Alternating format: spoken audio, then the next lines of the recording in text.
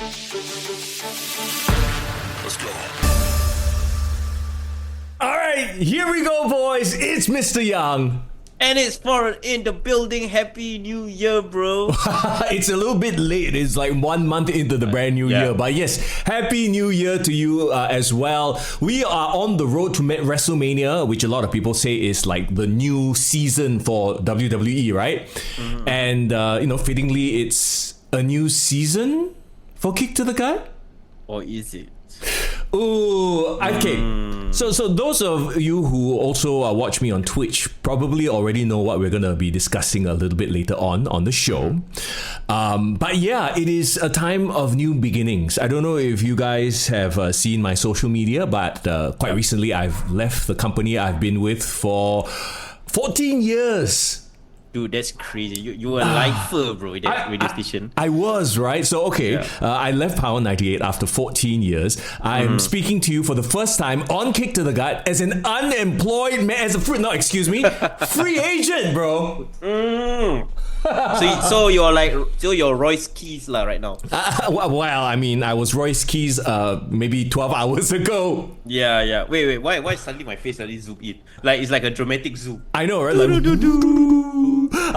Of course, we'd be remiss, your favorite word of the season. Of course, we would be remiss to not mention the wonderful people of chat. Thank you so much for swinging by, everybody. Let's say hello to Edison. What's up? Alfred says he's not ready for today. I don't understand why. Zayden, Div Royalty. Good to see everybody. Yeah, man. Sure. So who says all the OGs are here for this very, very important, monumental Kick to the Gut episode, Mr. Young. Yeah, man. I feel like I need to get it off my chest right off the bat, but I feel like, we also want to talk about the Rumble as well. I don't want it to be all about this thing that we have to announce. You know what? I think if that is something that's on your mind, I think we should just put it out there, and then we can talk about. After that, we can dive into Rumble with a bit of peace of mind, because I know, we've taken our yearly annual break after season 8 last year.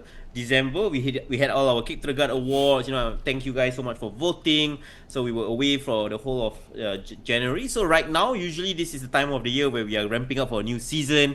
By right now you should be seeing like new graphics, and we're gonna always coming in hot, reviewing to the Royal Rumble. But as you know, there's a lot of retirements happening in WWE, Mr. Young. Oh, okay. No allusions to what's happening here on the podcast as well, right? Look, it is crazy to me what can happen in just a couple of weeks. Literally things, when it comes to the world of contracts and renegotiations and things like that, right? Things can just happen in an instant. So this is where real life and WWE kind of I don't want to say that like my life is so exciting, like the wrestlers that we love, right? But sometimes it is because I tell you what, right? The canon event for the Marvel fans, you know what a canon event is, right? Of course. The one event to set everything off, right, to make this big change that's happening, that one event happened, right, while I was in a paddy field in Vietnam. Ooh, okay. Tell me more. Literally, and again, guys, I cannot say too much, but literally I was, because I went on a vacation with my wife to Vietnam, right? Beautiful place, by the way, beautiful place. Nice. The people were amazing. Like, going to a place like Vietnam really changed my perspective as well.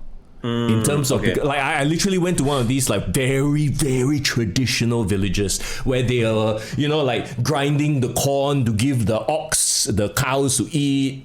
I was literally in a field, a rice paddy field with an ox walking by when I got this phone call. By the way, shout out to Vietnam Telco, Viettel, the 5Gs. No, you think I'm joking, huh? But oh dear God. Viettel, hashtag not sponsored. Viettel is legit, bro. I was in some random ass village.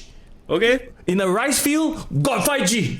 Bro, I was on top of Fancy Pan. They call it the roof of Indochina, highest point of Indochina, right? Got 5G, bro. Damn. I go downstairs, my void deck there. Like, sometimes I can't even get a freaking signal.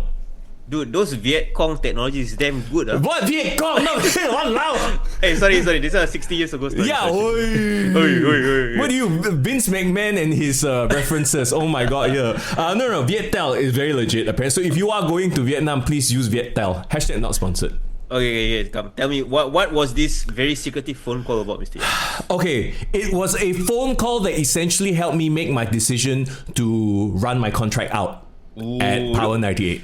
Dude, this is like Shane McMahon kind of levels, bro. What's going on? Yeah, so I had debated it for a very long time because obviously radio is my life, the industry is my life, and I was back and forth on whether I wanted to renew my contract or not. Okay. And well, again, I can't say too much, but that phone call helped me make my decision. And I love that it was in the middle of a rice field with cows and ox. I think it's beautiful scenery, a beautiful moment. I see. So it's like the opposite of an offer you can't refuse. It's like an offer that alamak, fuck lah. Huh? No lah, it was an offer I couldn't refuse. It helped me make a decision. Oh, I see. Okay. Gotcha.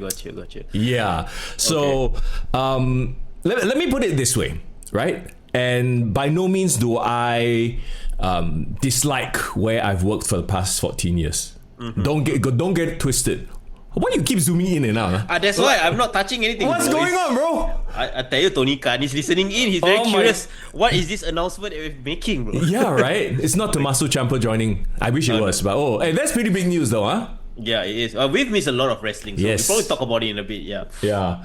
But so what was I saying? You had an offer you could not refuse that you made in the middle. According to Edison, you are buying WCW in the middle of the rice field. Okay, I will explain this in a way that wrestling fans, I know you will understand, but I won't give anything away to anyone else. Okay? I feel like CM Punk leaving AEW.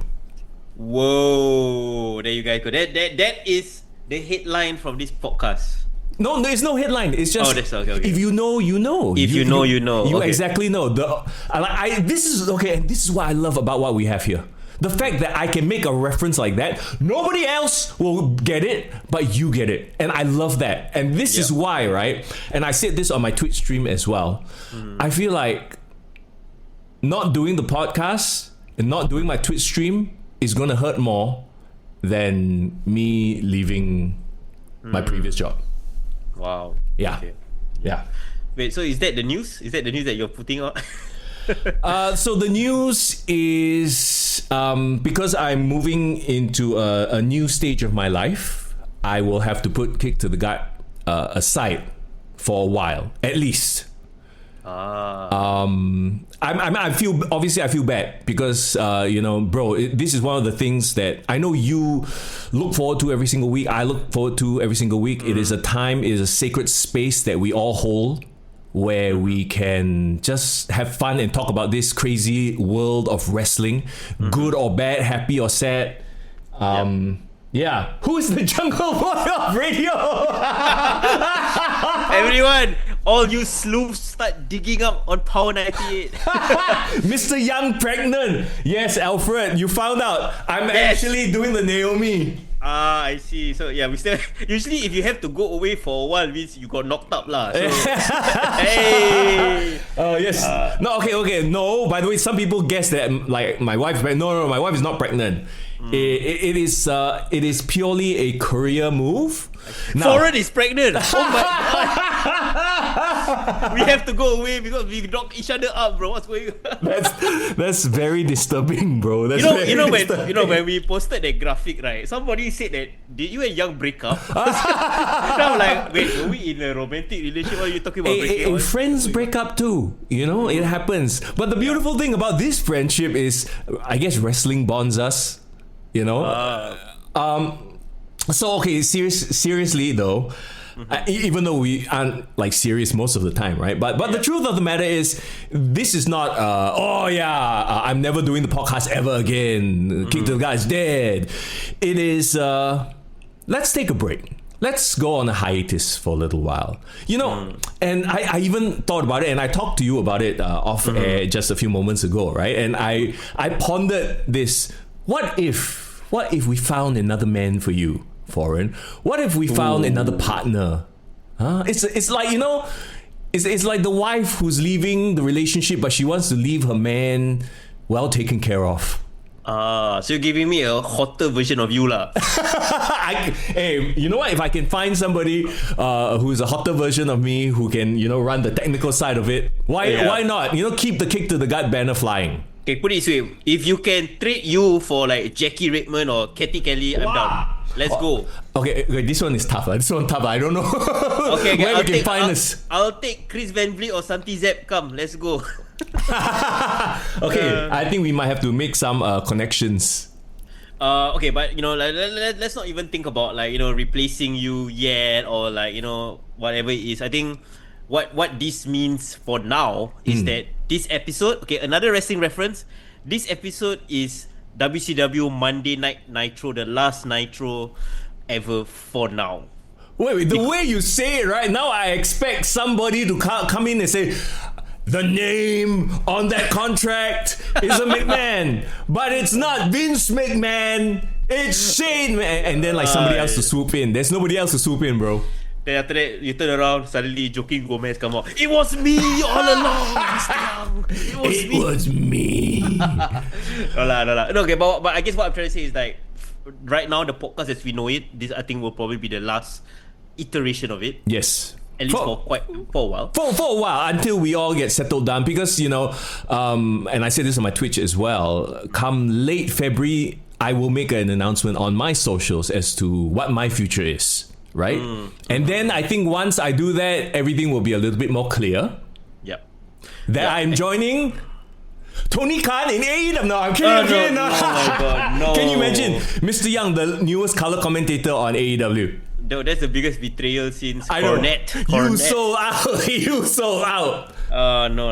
Okay, but you know what? I think a lot of times we in this bubble, pro wrestling, we love what we do, right? But then I think especially in this last 1 year for both of us, real life really happened. Like for you moved into your new place, you had all your whole renovations journey.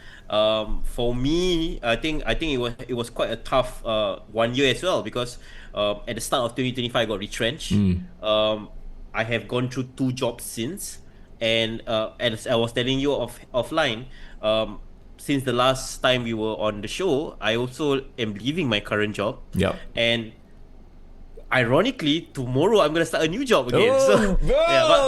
But for me, not as high profile as you lah. I'm not making some big announcement. I'm joining any big company and all that. But I think for both of us, I think our personal lives had to come to the priority. Yeah. We gotta get that all sorted out, and then we can, you know, enjoy our wrestling, have a bit of fun and escapism, without it kind of like, you know, on the back of our minds trying to go through it as well. And that said, again, I know I said it before, but I will bring it up over and over, right? I am so thankful for each and every one of you, you know.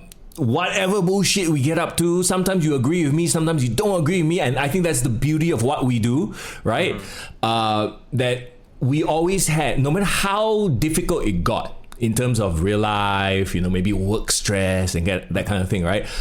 I always knew Sunday night I could get on this YouTube and we could talk shit about this thing we love watching. And that is the one thing that I'll miss the most. Yeah. I think the thing I'm most grateful for, I mean, of course, is our friendship that was born out of the love for wrestling. I think this friendship and love of wrestling that we share has seen us through, 8 years? Yeah. Shit. Yeah. Damn. For the very first time I saw you in Power 98 in 2018 all the way until now. From your singlehood to now you are like, you know, a full ass relationship man. Okay. I'm curious to see where you're gonna go with that. I also don't know where I was gonna go with that. But also, like, you know, your career trajectory as well, from being my colleague, you know, moving on, doing so many different things that you love.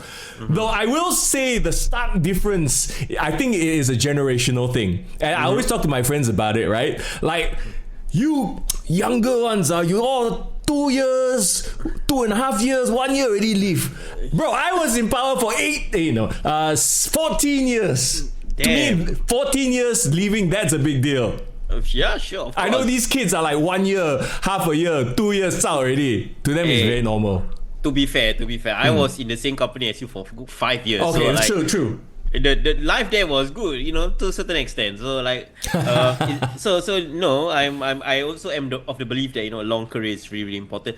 But we digress. I think also another thing I wanted to thank. I think the biggest thing from doing this podcast is when we first started, we did not even know there was a wrestling community here in Singapore. Yes. We didn't even know there was wrestling fans, let alone promotions doing local wrestling. Yeah, the local wrestling scene has exploded in the past couple of years. Getting mainstream recognition as well. Yeah. You will probably see us at local wrestling events. That's not going to change. Yeah. We will still be there. Yeah. And I will always be thankful for the likes, of Greg, of Statement. I remember when we first started the podcast, those people reached out to us and say, hey, if you ever want to interview our wrestlers or if you ever want to cover our shows. Remember we had that conversation. We sat down with Greg at Millennial Walk. Oh my God! We booked the whole territory for Singapore wrestling. And it led all the way until we are now. So like, I think those relationships won't change just because we're taking a break from the podcast. Even the things like our Patreon channel, our Discord, even when we were on our hiatus at Bricks, you guys are still keeping it alive, popping, discussing pro wrestling. So those things probably won't change even when we are taking a step back. We're still going to be part of it, but it's really more about how can we still keep this Kick to the Gut brand going in your absence temporarily, I hope. I also hope it's temporary, but it's one of those cases of I'll have to wait and see what decisions will be made. Vague. Keep it very vague. Correct. So in the meantime, while you guys are here on the live stream, you can send your tributes, please. I don't want to be emotional. No, I don't want to be all emotional, but how about you guys drop your favorite Kick to the Gut / Mr. Young moment over the last 8 years. We can talk about it while we talk about all the wrestling that we have missed. Come on, it's got to be the Red Bull. It's got to be the Red Bull. Last season, we came out fire with all the memes, bro. Yeah. I mean, where's Nachwan? Nachwan's not here. Yeah, man. It is what it is, but I guess we'll talk a little bit more about it as we wrap up the show a little bit later on. Of course, right now, the business at hand, as it were. Correct. Yeah, so let's put all the emotion aside. I think we already addressed the elephant in the room. Yeah. Let's talk about pro wrestling. What have we missed in the last 1 month? And we can circle back. We can circle back. It's weird too because every time we take a break, I end up like missing stuff. So I don't know if it's both a combination of life, but also WWE kind of, we talked about it already, going on cruise control a little bit, right? What has excited you about the WWE in our podcast absence? I think it's not about what has excited me, what has confused me about the booking of WWE in the time that we've been away, okay? Like, we'll talk about, AJ Styles and his very confusing decision to have his retirement, the whole retirement storyline truncated. We were just discussing about John Cena's retirement in our last few episodes last year, and then now we are talking about AJ Styles having retired, and it's only January. I thought there was going to be 11 more months of AJ Styles in WWE, but maybe I should have known, because if you weren't aware, the last few weeks on Raw, AJ Styles was just randomly having like dream matches. He was having one with Shinsuke Nakamura, Saturday night main event. He was having one with Finn Balor, CM Punk. So I'm like, in my head, I'm thinking to myself like, wow, this guy like trying to speed run through his retirement tour. What's going on? I mean, I have thoughts and I have an idea of what is going on, but I think we'll save it for when we talk about the match with Gunther lah. Okay, for sure. Other than that, they had their 1 year anniversary on Netflix. Yeah. CM Punk is now the main guy on Raw. We have surprisingly a very good decision that I'm actually very happy that WWE did, pulling the trigger on Drew McIntyre beating Cody Rhodes, and now Drew McIntyre is running roughshod. So like all those things are doing well, coming to fruition. Am I right to say we missed the entire Kit Wilson going viral trend while we were away? Okay, we did. I get it, but I also don't think it's going to sustain. I feel like the current WWE product has a very almost Tony Khan-esque level of dropping the ball. I hate saying that. Oh my god, I can't believe those words just came out of my mouth. I just turned heel on the WWE. Oh no, Papa H. But do you get the feeling that sometimes like it's almost a Vince McMahon thing too. Like it's like, oh, something goes kind of viral because people like it. But it's not our plan, so never mind.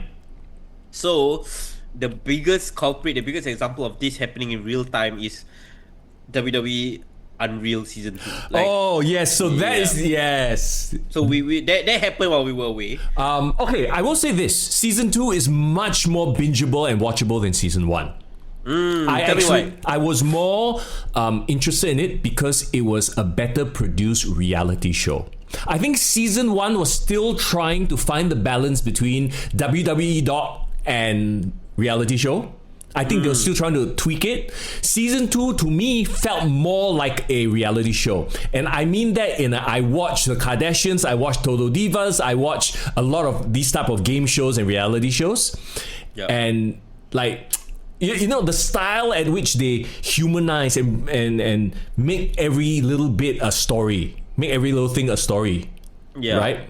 I feel like they did a better job at making a reality show. Now, is that good for business? Is that good for them as performers?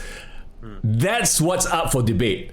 I feel like, you know, you are either in the Jim Cornette camp of, oh, it's killing the business, this is terrible, kayfabe, or you are like, oh yeah, I'm a Gen Zer, I don't care already, I know it's all a work, I know this is all fake anyway. I feel like there can still be an in-between. Like, I didn't like, okay, it's about who you choose to front the show. I think Paul Heyman is perfect because he's such a glib and he knows how to talk circles around interviews, right? Yeah. I hated that Kobe Lopez was there. Him being the dastardly heel that you know what I mean? And like even like CM Punk, there's a reason why he didn't, apparently, according to rumors, didn't want to be in season 2 because he already felt like he gave away too much. That could be a very valid point. Why I like season 2 more is because it's very obvious the last 1 year's booking has been a shit show, and they chronicled it. You know what I mean? They were, at least they didn't shy away. Like the moment I saw episode 1 where they were saying about like, oh, you know, Pat McAfee should beat Gunther. Then I'm like, fuck. Okay, now I know who's the culprit. It's fucking Bruce. Fuck you, man. And then you know, the things like how they wanted to build up Lyra, and then Lyra was completely shat on. Like at least they acknowledged that. Even to a certain extent, they tried to take accountability for firing Truth, but it seems like this Triple H a bit like tolak, you know, like push away the blame a bit, say that I did not fire him, it was just contract running out, so like they didn't shy away from the topics. It's just more of like, it really reflected how bad the booking was. Because remember the season 1 where they angkat their own bola, talking about how the Hilton was expertly crafted, you know, got the whole Venn diagram and all that shit. Yeah. Like, they had none of this because clearly everyone was just booking by the seat of their pants. I totally get where you're going with that as well. Ultimately, like, I was excited to see that they're either going to do a next season or part 2 of season 2. I can't remember because it was a cliffhanger at the end, right? Because we still had to get to John Cena's retirement. Correct. I think that's a season 3. Season 3, okay. Yeah. Well, there you go. They're doing 3 seasons worth of content for one full calendar year. But you see, like, okay, doing the whole Road Dogg stuff. Road Dogg was like the main character, for crying out loud. Yeah, at least at the episode with who? R-Truth. Right. So to me, these are the people you should be featuring. The Road Dogs, the R-Truths, not the main. You know what I mean? Yeah. Like, don't kill the main event guy Mystique. Like Braun, like, oh my god, when they interviewed Braun Breaker, I was like, please don't give away too much. Thankfully, he only had 1 or 2 lines, but I didn't, like, you know what I mean? You see Braun Breaker as this like destroyer, and then actually I really wanted to work with. No, we don't need to see that shit. Not yet. Maybe in 5 years time. So to me, like, doing the Road Dogg thing was great because, like, honestly, I think both of us forgot that he was a tag team with R-Truth. Remember? I genuinely wanted to say that. I didn't make the connection. I was like, they used to rap together. Get rowdy. We rowdy, whatever the shit was. I remember that now, suddenly. But you know what's funny? Yeah. It's like I say this with the utmost sensitivity, but R-Truth is like the blackest black guy I know. What? And then like if you look at Road Dogg, it's like he's like the whitest southern guy I know. Yeah. So it's the most unlikeliest thing that they are actually have a great friendship. So the thing that popped me was that one scene where Road Dogg went to the R-Truth's like a rap launch party or something. Yeah. And then everyone is like black guy, there's like a crowd, and then he's like at the back like some old white guy dead, like vibing to the music. Dave says, I feel season 2 had much more pushy narrative, was very scripted. To my point, it was a much better reality show. Because, newsflash, reality shows are not reality. You know what I'm trying to say here, right? Yeah, you gotta craft something. You gotta craft some sort of narrative. Narrative, right? Yeah, the narrative was much better crafted. Yeah. I just wish that they would have used it to put people like, okay, I would absolutely 100% want to see people like Lyra there. It gives her a more personal builds side. her character, so you feel bad for her. Like, I already was a fan, you know this, but like her build up with the Becky and all that, it sucked, right? I don't know if Becky came out and acted like more of a douche and put down Lyra a bit, I'd be like, that would have been perfect. Instead, no, we had Lyra go, we had Becky go, too bad it didn't work out. It's like they could have used this to play a better storyline instead of trying to make everybody human. Don't make the heels human, don't make your monsters human, is what I'm saying. You know what I want to see after watching season 2? What? I want to see a standalone LA Knight episode. Oh, so the poor thing, that screenshot that's been shared by wrestling social media of him getting berated. Okay, not berated lah. Like, you know, like. Yeah. But he felt like a small boy kinda scolding from the teacher. Squatting at one corner, like, you know, so sad. But okay, do you think they are hamming it up for, like, they know the cameras are there. They're like, okay, we're going to feature this as part of Unreal. Like, you know, like, was it really that bad? What he did? Honestly, to me, it wasn't really a big deal. No. But they somehow make a mountain out of a molehill. Like, got less drama, but like, they still got, you know, to the end. Like, there wasn't a big fuck up. You know, like, if somebody got injured or someone was put in danger, I think maybe that's a bit more reason to overreact that way. Yeah. Dude, season 1, there were instances where people were going over and then they're like, what are they doing? But then, you know, they came back, oh no. So it's like, and that's what people have pointed out as Triple H playing favorites. Like, his favorites will get, it's okay, the match was still awesome, blah, blah, blah. But for someone who maybe isn't Triple H's favorite, like an LA Knight, he gonna scolding. This is like high school drama, office politics all over, no? And I know that season 1, some people say that this fellow was a bit poor thing. Like, he tried very hard, right? But season 2 made him feel like a sniveling bitch. I am sorry to use such harsh terms. Do you know who I'm talking about? Of course, it's Abyss. Yeah. Abyss. Yeah. Did he not come across a little bit like a sniveling? Yeah. He kind of like a kisses lah. Yeah. Like, no, but the thing is, right, I feel it's so fake. Like, the way he's kissing ass, I thought he's like playing a character. Because I don't think anybody can be really that sniveling in real life. Sure? Wait. We've been around the block. We've worked for corporations. Really? We've worked for companies. I think this is not out of the ordinary. Okay. Then that's the reason why Abyss wasn't a bigger star, because I don't think he would have learned to stand up for himself. You know, maybe that's why he wasn't like his, because his personality like that lah. That's why. You know, we've all been in group chats. We've all been in situations, right, where the boss says something, and there's always one or two guys or girls who will instantly be like, that's a great idea. That's a great idea, boss. Meanwhile, everybody else is quiet going, that's a terrible idea. Stop being angkat bola. That is Abyss, unfortunately. Seems like you've had a lot of such real life experiences that, bro, you know, from your previous recently departed No, I'm not saying exactly. No, I'm not pinpointing. In my many years of work, many years. Okay. I've worked for, like, you know, most of my life at this point, right? But I'm sure, chat, you know somebody like this. at work, at home. You're like, hey, everything. Oh yeah, boss. Oh, your fart don't smell, boss. The fuck? Your fart doesn't stink, boss. That's what I meant, God. There are Okay, people yeah. like that, and unfortunately, the show made Abyss look like one of those people. No, I wonder how he feels about it. You know, like, does he feel like, oh shit, why am I like that? Or like, oh yeah, why that's am exactly I like that? That's exactly how I am. Okay, fine. That's a fair reflection. But Or maybe he's like, wow, I finally got my 5 minutes of fame. I can shine.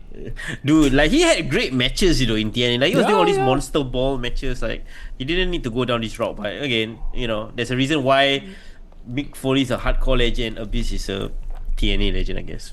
Ooh. What are you? Okay. So, at the end of the day, like I feel like I'm in between. I'm not like, oh my god, kayfabe is dead. But I do wish that they would try not to go and put every bloody character. Some characters don't need to be on a reality show. Some of them can benefit from it. Like your Lyras, your Road Dogs, your K Quick, Quick. R-Truths. Yes, get those guys in there, right? But not some of the younger upstarts who have a reputation or an image to uphold. I think generally for me, because I voted season 1 of Unreal as my favorite show, because I think that was a fresh take, right? Yeah. But I think now as we are getting into this really reality era, there's gonna be some pushback. I think, you know, this it's always full circle moment, right? At some point, people will be begging for, can we bring back kayfabe? Yep. Confirm one. It's happening already. Yeah. People will be like, less of these shows. Let me just enjoy my storyline. I don't want any behind the scenes shit. Yeah. No, the behind the scenes shit can in 5 years' time, in 10 years' time. It's actually, you know what? If they made WWE Unreal kind of like, you know, maybe give it a 2-year gap then. How about this? With a 2-year gap. Okay. Like, remember when the Last Dance came out? The not the Undertaker one, but the Michael Jordan one. Michael Jordan, yes. Yeah, like that felt like a big deal because like all those things was so legendary, and then they had enough time that it became legendary moments. Correct. And then when they revisited it, it was a big deal. Yeah, like I would watch the hell out of a Dark Side of the Ring or a John Cena retrospective, like after he retires, not while it's happening. Like you know? 10 years later. Right? Yeah. Ooh, can you imagine John Cena 10 years later as this very robotic older man? What? Like, I do not know how is he going to open up because he's so devoid of emotion outside of his career. He is so. I think I know what you're saying, and people I see it in the comments all the time. He's like way too PR these days. He's like, you know, all suited up and no, but I think that's generally who he is. He has perspective on life, and I think that is to be admired. You know, like he knows he has to satisfy his paymasters. He has loyalty to the companies, but he also has very good perspective on life. I have not seen an interview where I feel like, oh, he's being disingenuous or fake. I truly believe that he believes what he's saying. It's just that what he believes is in the interest of who is employing him, which is not kiss ass. It's just good business. Yeah. And the funny thing is, I think after his retirement, the first podcast he went on was on Cody Rhodes' podcast. Oh, yeah. And then all the comments like, oh, this is the most PR coded podcast ever. Well, I mean, it's fine. I listened, actually. I watched his podcast on Joe Rogan also. It was funny because it's like him trying to promote wrestling to Joe Rogan, who, I mean, Joe Rogan's stance on wrestling has softened over the years. But you can tell Joe is still a bit like, don't care about this fake stuff. Yeah. I'm just doing it because, you know, this guy has like following, I guess, you know. Yeah. No, I completely understand. He's good friends with Tony Hinchcliffe as well. Yeah. So he kind of like, I entertain my friend all his wrestling stuff. Yeah. But I do feel like a lot of street cred comes from going to the Joe Rogan podcast, which is weird. Like Undertaker, Kurt Angle, every time like a big wrestler goes on that podcast, I feel Joe Rogan comes out with it with like a more respect for the business. Oh yeah. Because he's one of those. He's the pod father. I guess he was the one who made podcasting a thing, right? Correct. Yo, Ryan just joined the pod. Hey, Referee Ryan, how you doing, buddy? I'm tired after my match at Choco Pro. Are you like in Japan right now? Wait, Choco Pro is which promotion? Japanese promotion? Right? I'll take your word for it. Yeah, I believe some of the SPW wrestlers are wrestling overseas right now. So give us some context, Ryan. But like, hope you had a good match. Hope you beat some asses, bro. All right, let's put a bow on WWE Unreal. There you go. Let's move on from that. Have you paid any attention to AEW? I have completely divorced myself from that. So except for the Tommaso Ciampa thing, when I saw that, I was like, oh, that's interesting. So is Ava going to be at AEW next? Because you saw that as well, right? Ava? I saw Eva left. I mean, you know what? I was so surprised. She has been in the company for 6 years. Damn, I didn't realize she was there for 6 years. She was in the company, didn't wrestle any. Like, not a second. Like, I'm surprised she lasted that long. I guess they had to give the Rock face lah. She went to the Schism faction for like a cup of coffee. I think she probably wrestled one match and they were like, nah, never mind. No, she ain't it. She doesn't have the charisma, nor does she have the in-ring athleticism of her dad. I think she and Noel Foley can be like best friends. Oh my god, yeah. And Sock connection together. Hey, they can do a podcast together. Maybe they can be the new kick to the gut. How about that? Let's pitch it to them. It's all good. So Ryan said it is Tokyo, Japan. Damn. There you Living go. it up. Loving it. So I feel like AEW. Okay, I know there's been a lot of very interesting conversation around AEW because they were awarded, I think ESPN or I can't remember, Sports Illustrated. I think it is Sports Illustrated awarded them Promotion of the Year last year. And then gave like a lot of like titles and awards to like some of their wrestlers. Like top wrestler was Will Ospreay. I think top female wrestler was Mercedes Moné. Even like top rising star was like Carl Fletcher. So like I would give credit where it's due. I feel like those people had good years, you know. Yeah. But all said and done, right? Like I feel Carl Fletcher this time last year, like compared to now, like his stock has really risen. And I would say Carl Fletcher legitimately is like one of their better or like most promising wrestlers that they have there. I also feel like because they have been a bit under the radar and like not that like there's less attention on them, it almost feels like they can just focus on doing their own thing as opposed to trying to like get viral moments or trying to do pot shots on WWE. So in essence, they are kind of like reverting back to their mean. Like now they're really catering to their hardcore. And they have settled into this groove of where there's very clear main eventers right now. Like you know that there's gonna be Swerve there. I mean MJF is the main title holder right now. You got Kenny Omega, and then now you got all this like influx of recent talent like Ciampa, right? So I think they're doing their thing. But I like that, like they're doing their thing away from the spotlight. Let them kind of like build something for themselves and then like appear in the mainstream during All In or All Out, you know, as opposed to every single week I'm trying to hear stories about them. I don't really want that. Right. And while they do that, WWE can be over here doing their own thing and, you know, unintentionally shooting themselves in the foot lah. Wait, Average says I love AEW. Wait, since when? Yeah. Since I remember when? You were like one of the king shitting on AEW as well. King shitting on AEW. You were like king shitting, you know. Well, you know, new year, new me, I suppose. So, okay, let's then fast forward and get to the Kingdom of Saudi Arabia for Royal Rumble. I did not watch SmackDown at all because, you know, time difference, whatever lah. I was busy. I had guests to entertain. I had a house party yesterday as well. Oh, nice. We're bringing guests now to your place. And as far as the Royal Rumble is concerned, I did not watch it live. I watched it the next day, like in the morning. So this morning I woke up and watched it. I tried to, as much as I possibly could, avoid social media spoilers. Thank goodness, I think I avoided 50% of the spoilers. Yeah, I mean, understandable. The last couple of weeks, the Raw and SmackDown timing have been all over the place because they've been on a European tour. Yes. So I think this Saudi Arabia shows is like the cherry on top, which is like 3 a.m. start time. Yeah. Like, it's not even good. Like Australia was the best, I feel, because it's so close to us. We can actually have a proper like, you know, PLE night and then like that was fun. Have pizza, you know, that kind of shit. Yeah, they should come to Australia or just come to Singapore lah. But yeah, come to Australia more often so we can, you know, have those types of timings. Because you think, Saudi Arabia, no, it's terrible timing for us too. Yeah, like you know what, like you can watch me sleep live on air again. Like I don't mind, you know, for Australian shows. But you know what?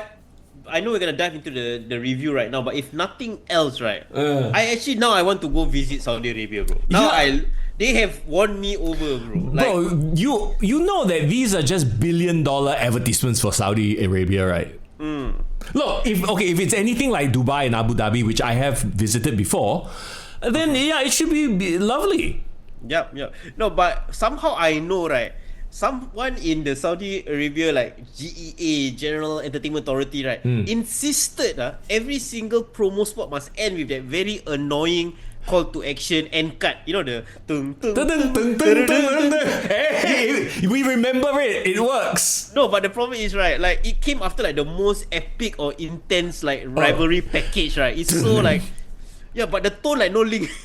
Tung, tung, tung, tung. This is Saudi Arabia. I mean, they pay for it. Let them have their commercials. God damn it. Correct. Zayden, you're right. I mean, can we also talk about the crazy amount of effort you know they took to build a stadium out of nothing in 1 month? How crazy is that? That is crazy. But then again, this is Saudi money, you know.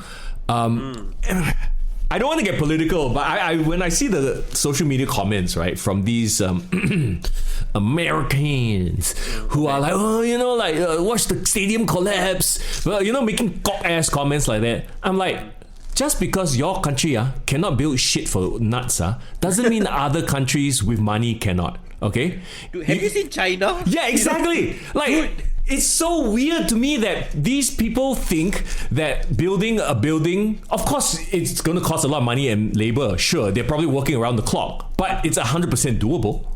Yeah, it can be done. I don't know how many non-man hours or non-work safety hours are involved. I will not comment on that. But if there's money, if there's a will, there's a way. You know? Honestly, Edison, I'm not sure. Will they tear down the stadium after this?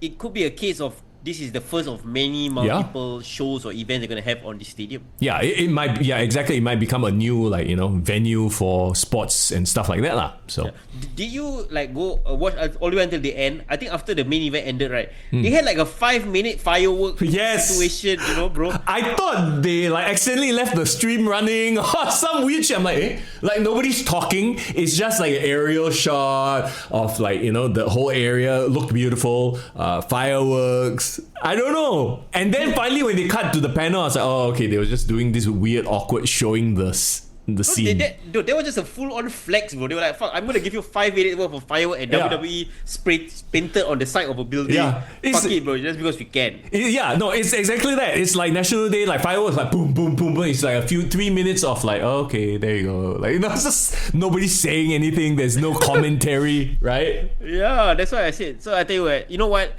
If nothing else, if I go for Saudi shows, you can be assured that the stadium is gonna be lit. You're gonna be assured that the atmosphere is gonna be. I mean, the general look and feel of it gonna be like a big ass deal. So, okay, imagine this was just Royal Rumble. I think at WrestleMania they probably built a whole city. Bro, it's gonna be crazy, bro. I can't wait to see what they do with WrestleMania. It's gonna be crazy. And again, it's I don't know what it is, but the fact that these sport events are happening in other countries and the diehards are crying and whining about it makes me laugh. Makes me I'm like, well, okay lah. If you ask your Los Angeles to go and host ask your San Francisco to bid for it lah. No, they can't outbid no Saudi money. Yeah, bro. And I mean, you had the first 25 years of WrestleMania was all Americana. Give the next 25 years, make it global lah. Then after a while, it will, when America has their shit back together, then we can come back lah. Wow, hey, don't even get me started on that rabbit hole, man. There's a whole other podcast that we can't even touch. Yeah, for sure. That one definitely you cannot address that. Oh no, cannot. That one, put it in Discord, maybe can. Okay, so let's talk about the Royal Rumble itself. How about that? Yeah, let's dive right in. They started out with the Women's Royal Rumble. No surprise, actually. They've either you start with the men or you start the Women's Rumble. Yep. And the biggest talking point going into this was how is everyone going to dress themselves for this? For how is 30 women going to have 30 different outfits for this? And I love that this was a point of contention, and I will say this because I actually have it in my notes. Because yes, there is the whole thing of obviously they're in a Muslim country, they have to cover up a little bit more, right? I feel like this benefits some people, it doesn't benefit other people. Agreed. Yes, some it really flattered them. Like we've talked about before, in some weird cases, like they look sexier because it's body hugging, right? In some cases, it doesn't showcase. Okay, and this is purely from an aesthetic point of view. I'm not trying to be sexist and judgmental and stuff like that, but as a fashion connoisseur, no. Who is the fashion connoisseur here? Okay, so Kiana James looks like she was wearing PJs. Okay. I don't know what the hell Jordan Grace was supposed to be wearing. Are you doing a fashion report? I am because I actually have it in my notes, right? Okay. Jordan Grace, I think what makes Jordan Grace stand out is her physique. She is jacked to the gill. She's like, that's what makes her stand out. And the fact that she has to wear something that completely hides her physique, I think didn't do her any good. She really looked like just a bigger size Sabrina Carpenter. So somebody in the chat says that when Roxanne was running, she looked so small and the body thing wasn't flattering, that she looked like a little toddler running to her parent. Okay, yes, I agree. Roxanne Perez's outfit didn't flatter her either. Okay, essentially, the wrestlers that had like very mono color, except for Liv and Rhea, the mono color suits don't look great. I get it. I'll tell you who stood out. Luca stood out. Yeah, because she looked, she looked like Charlotte Flair but dressed as Lita. It's like when you go into your old WWE game and you copy somebody's outfit, you paste on a different character. She looked like early 2000s Lita, bro. Like she was dressed like Hardy Boy with the freaking arm sock, and so that was a pretty cool look. Yeah, Liv looked really cool, I think, because it's basically her regular outfit but with black mesh. It's like grungy lah. Yeah, it's pretty it cool. works. You know who was taking it a bit to the extreme on the halal? The halal crowd would probably be like getting a bit nervous. Who? Lola Vice, bro. Oh, Lola Vice can't help but gelek a bit. That's the whole gimmick. No, that's her tone. So there was a couple of people that was geleking, I think, a bit too much as a somebody who understands Muslim culture, right? Nikki Bella, the moment Nikki Bella started doing her tour, I'm like, alamak, girl, wrong crowd. Yeah. Do a less curvy version of it. Just spin one time here already. It reminds me of Candice Michelle doing the Go Daddy commercial back in the day. So I think some of the outfits work, some of the outfits didn't work. But in terms of the show itself, the storyline, I don't know whether this is a hot take, but I felt like the Women's Rumble was better laid out. Like, there was better stories, bro. It's not a hot take if I agree with you. Okay. Okay, chat. Did you enjoy the Women's Rumble more? Because I agree with you, bro. It's not just you. I absolutely enjoy the Women's Rumble more than the Men's Rumble. I think, but I see a thread through both Rumbles. Even though they were eventually won by an established star, they did their utmost best to push young talent. It was very obvious to see. Yeah. I also like that actually the women have storylines, standalone storylines, for each character. And you know what's crazy? I was thinking about it as well. I'm like, why does this Women's Rumble feel more like connected? Like there's more going on, right? Then I realized they've done this through the tag team division, not even the singles division. There were a lot of tag teams in there with their storylines and I dare say that the WWE Women's Tag Team division is more happening than their singles divisions right now. Correct, and it's crazy to say this sentence like 5 years ago, where it nobody gave a shit about the women's tag team division. Yeah, I think that's why it makes sense that Brie Bella is back, because I think the Bella twins. I know this is gonna be controversial for some people, but I think they should, because of their legacy, at least win the tag team titles once. Hang on. Your favorite theme song, right?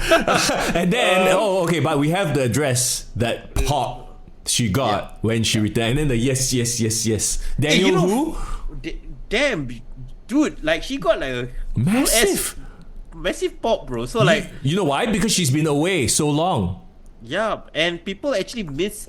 AEW, Bryan Danielson was in AEW. They had those pops, but it didn't feel massive. Yeah. But Brie coming back and the yes chance in WWE just felt very right. You know what I mean? Yeah. So yeah, that was amazing. So I'm actually happy that she's back.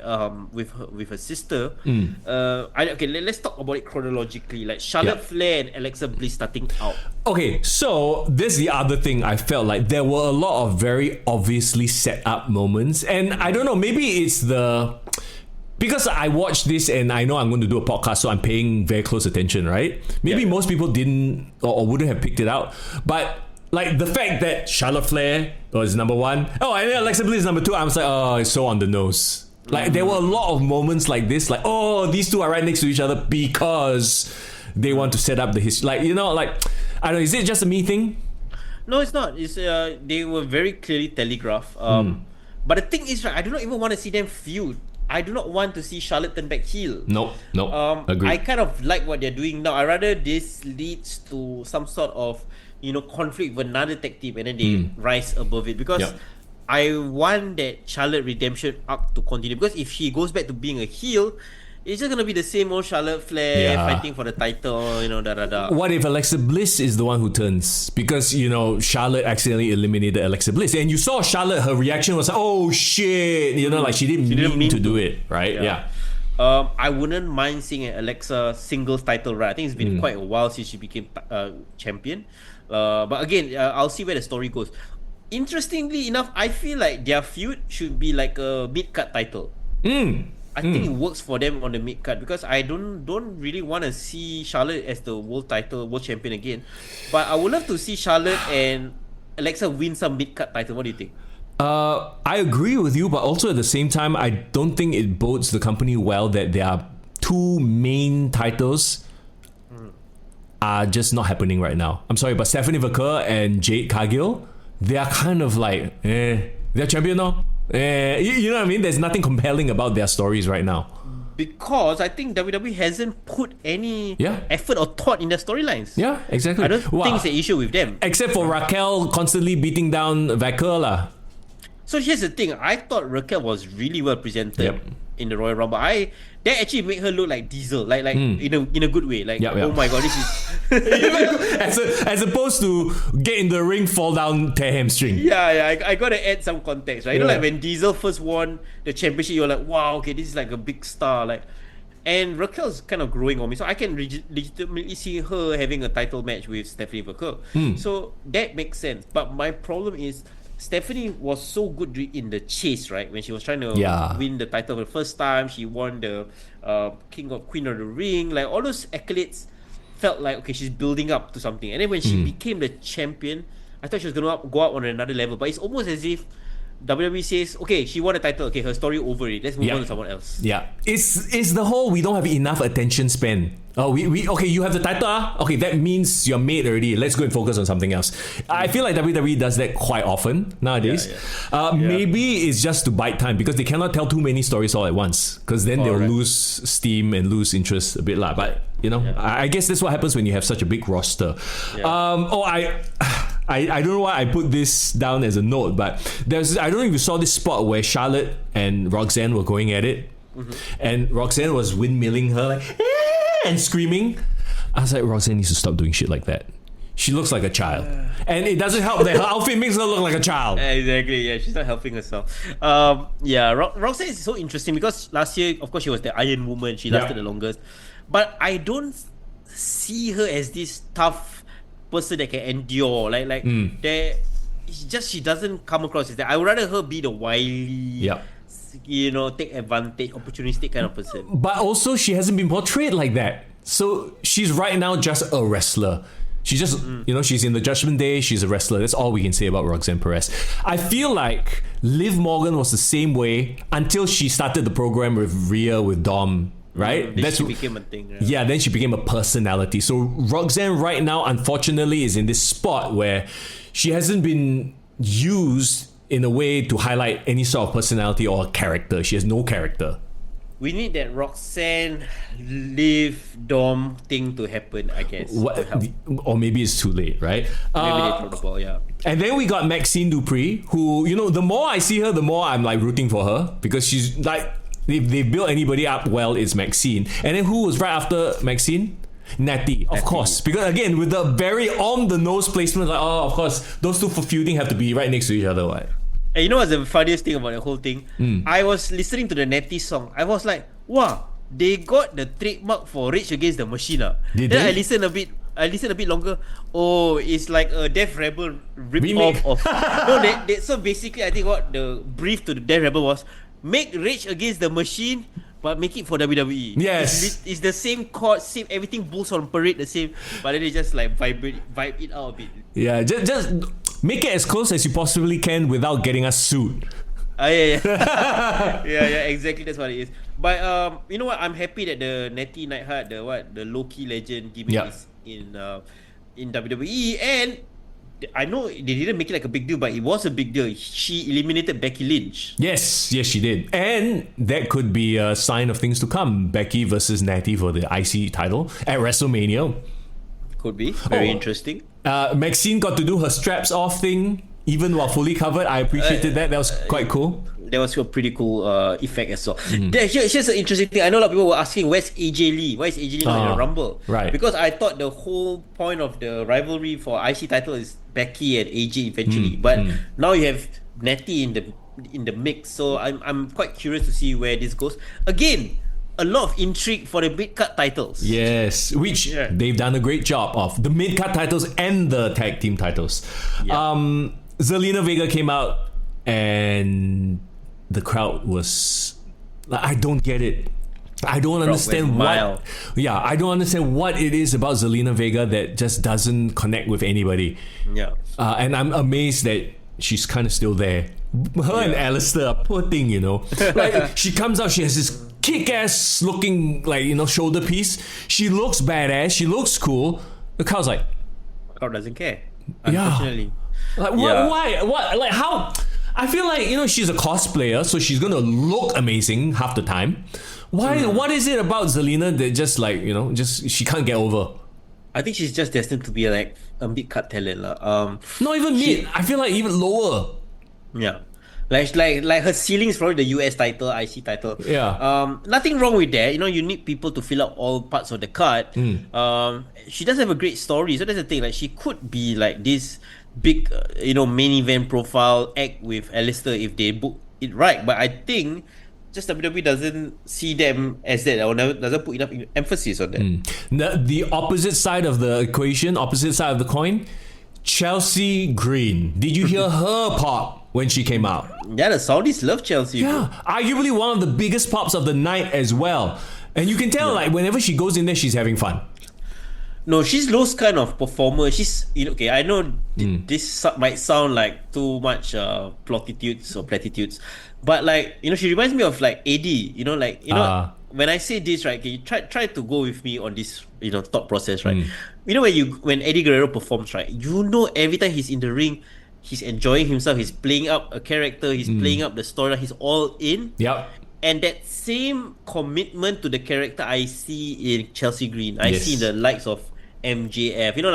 They are in so much control of their character, or they are so excited and passionate about it. You just can't help but root for them. And it's that whole idea of it doesn't matter what they've been given, they will try to make the best out of it. It's like, I always give credit to Miz for being that guy. I think Chelsea Green is that girl. Correct. I agree. Wait, Brian8428 asks, question, how much money to go to Saudi Arabia? Shit ton. What was the contract? I forgot already. Like, how many $billion? I don't was WrestleMania. I don't know whether he's asking how much WWE getting, or how much does it actually cost if I want to travel there. But actually, you know what? If you go book Emirates to go to Dubai, or you go Qatar Airlines to go to Doha, actually it's quite cheap. It's like probably $600 to and fro ticket. Yeah, it's not bad. Yeah, it's not bad. They're trying to promote their tourism, so.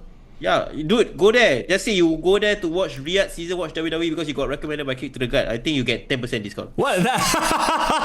Anyhow, Deep says they really disrespected Chelsea on Unreal when they wouldn't even consider her for the main title. Look, I think it's only a matter of time. I think you give it a year. Like, these pops, I was about to say they're not deaf, but then you know who else gets massive pops but no push?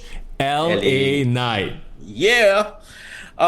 Here's the thing. If Unreal is the work within the work, could it be the likes of, Michael P.S. Hayes saying those things was to light a fire underneath her, because actually they want to see whether she can perform, and then they can push her to the main level. Because I think she can be on the level of Charlotte Flair, Becky Lynch. Yeah, I think she would. Okay, you know what? And this is nothing against her, but I feel like she could be a very good, like, short-term champion, like the Miz lah. Yeah, like a Miz, like a comedic champion, right? Yeah. But she definitely deserves that spot. I agree with that. Correct. Like I think that if nothing else, she will bring something very different to the world titles. You know what? I would argue her segments will be super entertaining. I would watch the world title scene if she was the champion. Yeah, it would be like when Mick Foley was the champion, and I'm talking about goofy Mick Foley, right? This is your life. Yeah, that kind of shit, right? I agree with you 100%.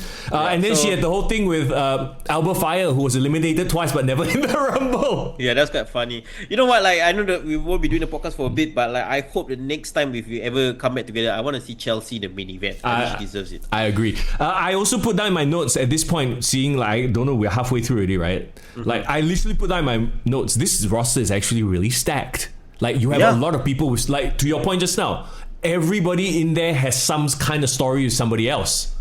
And you know what? Something very, very interesting, and I don't know whether anyone picked up on it. They didn't rely on any legends. Wow, Nikki and Brie. I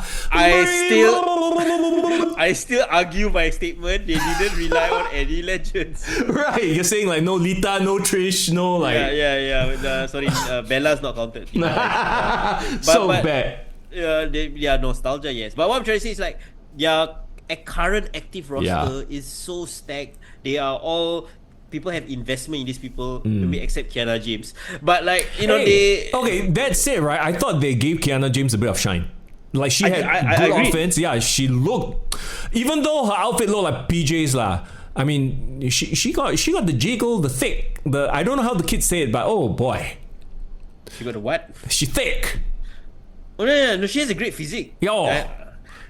Which is all the more like, what are you doing with her and Julia? Like, this combination of Kiana and Julia makes zero sense to me. Absolutely no sense. You're taking away Julia's mystique by putting her with some super curvy secretary or whatever. Like, there's no link. Like, yeah. Okay, if like Julia was like this, I don't know, like Yakuza mistress vibe, and then like they have. I don't know, they have Kiana. Look at Sporer trying to write this shit out now. No, I'm trying to say it in a way that is respectful. But if Julia is playing this like Yakuza babe vibe, like like Kill Bill, right? Yeah. And then they can have Kiana James as like the Lucy Liu secretary character, but she's like very anime coded still. It will make sense. Yeah. But like you got one girl playing like Legally Blonde, and then one girl playing Yakuza babe. Like there's no tone. The tone clash. Yeah, absolutely no tone. Look, if they go and put Julia with Kairi and Asuka, I'm like, okay, fine. Japanese so must put together, right? As cringe as that is, at least that makes sense. No, but they had like a faction in I don't know what it's called. I think people in the chat can say it, like back in Stardom, like a Tokyo Babe Club or something. Like that's why like in the Rumble they did the whole thing where the three of them were in the ring, right? I'm sure you remember that moment where I think it was Julia, Io, and Asuka, and then they point at each other. It's like the three Japanese girls going at it. Yeah. You know, people are making fun of my call it Yakuza mistress. Like what? But yeah, like for whatever reason, they just can't get Julia and Kiana James right, even though all the building blocks are there. Yeah, so at least they gave her a rub, like, on the in terms of her performance. I'd like to give. Anyway, yeah. Vietnam with the wife, yes, holiday with the wife, yes. Okay. So where are we now? Okay, so we are like halfway through. We're almost near the end actually, because Rhea is coming out now, and she had the biggest pop. Oh no, Rhea is like the number one female star in the world right now. Does anybody know what her makeup was inspired by? Is it a character or something? Because it's different. It's less gothy, but like the tip of the nose was red. There was some like. It's definitely inspired by some cartoon or anime or some character. Chat, if you know Rhea's inspiration for her makeup, please tell us. Yeah, I thought it was pretty cool. Yeah. What was even cooler was actually her elimination, in my opinion. Like, Okay. do you see her taking that freaking like Tihana bomb Oh yes. from Raquel? That was Yeah. brutal, bro. Yeah. That was like Paul London Snitsky levels of brutality, if you know what I mean. If you Yeah. get it, you get it, right? Yeah. And I know we haven't brought her name up, but who had the most surprising performance to you for the female? Like, I got one word to say. Most surprising. Oh, Lash Legend. Yeah, and Lash. again, going back to what we said just now, it seems like the goal of these two rumbles was to highlight the future. Did it sell you on Lash Legend though, this performance? Because somebody said something funny on the chat, and I was like, I can see it. Like, I think she can take on the mantle as the new Nia Jax, where people just shit on this girl because of like her botchiness, or like she's like over push or overrated. You know what I mean? She's like the new Nia Jax, but like in a more athletic body, I guess. like, okay, so I don't know what it is. Like, is it because she looks kind of? Is it the Omar's problem? Like, Smiley? Smile. Like, she is obviously very physically dominating. She eliminated so many people. Like, and she didn't just eliminate a bunch of jobbers. She eliminated like, former Big champions, stars. big stars. They gave they gave her a massive rub. But for whatever reason, I still cannot take her seriously as a main event talent. Why? I'm not sure. She's huge.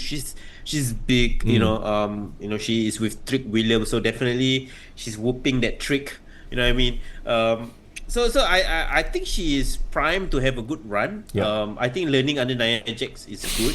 Wait. I almost spat out my water. Did you just say learning under Nia Jax is good? Edison, please have a few words with my friend over here. No, okay. Somebody's gonna follow in that footstep. Somebody's gonna play that role if once Nia Jax is out of the picture. Of you know what? I mean? Botchy heel? The girl that everyone hates lah, because they're just like, just like a botch away from killing someone. You know? Hey, it's like you hate them because of their character is one thing. This one is like people actually can't stand Nia Jax because they can't stand Nia Jax. Yeah, Edison said I can get on that hate train.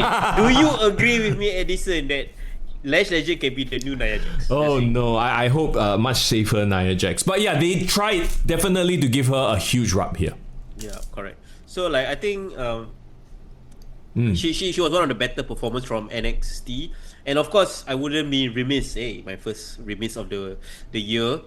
So Ruka, bro. Oh. Like, so Ruka, I think I'm starting to fall.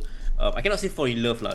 Especially if my girlfriend is listening to the podcast. But I'm starting to understand and admire her appeal. Yeah, she has a look that can go many ways. Because her current is like, she's like a surfer chick, right? Yeah. But if you glam her up, she can be very glamorous and gorgeous as well. Because she has all the basics. She has it. And she's athletic as hell. She's naturally beautiful. She's like those like no makeup. Yeah. You know what I mean? Yeah. So but that's my point. Right now she's presented as this hang ten, cool, chill girl, right? But if she wants to turn goth, hot. She wants to become glamorous and become the queen like Charlotte Flair, hot. Yeah, it's like any version of her, hot. Basically, any fantasy of yours, hot lah. Japanese anime girl. Wait. What? No. I'm just saying her look is very versatile and her athleticism as well. Like when you talk about total package, Soroka is it. So what's crazy was I read out a bit on her background, right? So like her before WWE, she was training to be a stunt woman. Yeah. So she's not those like prissy girl who like, I scared to get a bump. She was literally training to get hurt or fall down for a living or to do dangerous stunts for a living. So to me, doing WWE stunts is like perfect for her, and her athleticism. So honestly, she can be the new Lita, really. Yeah. And it's not just the outfit that she wore today.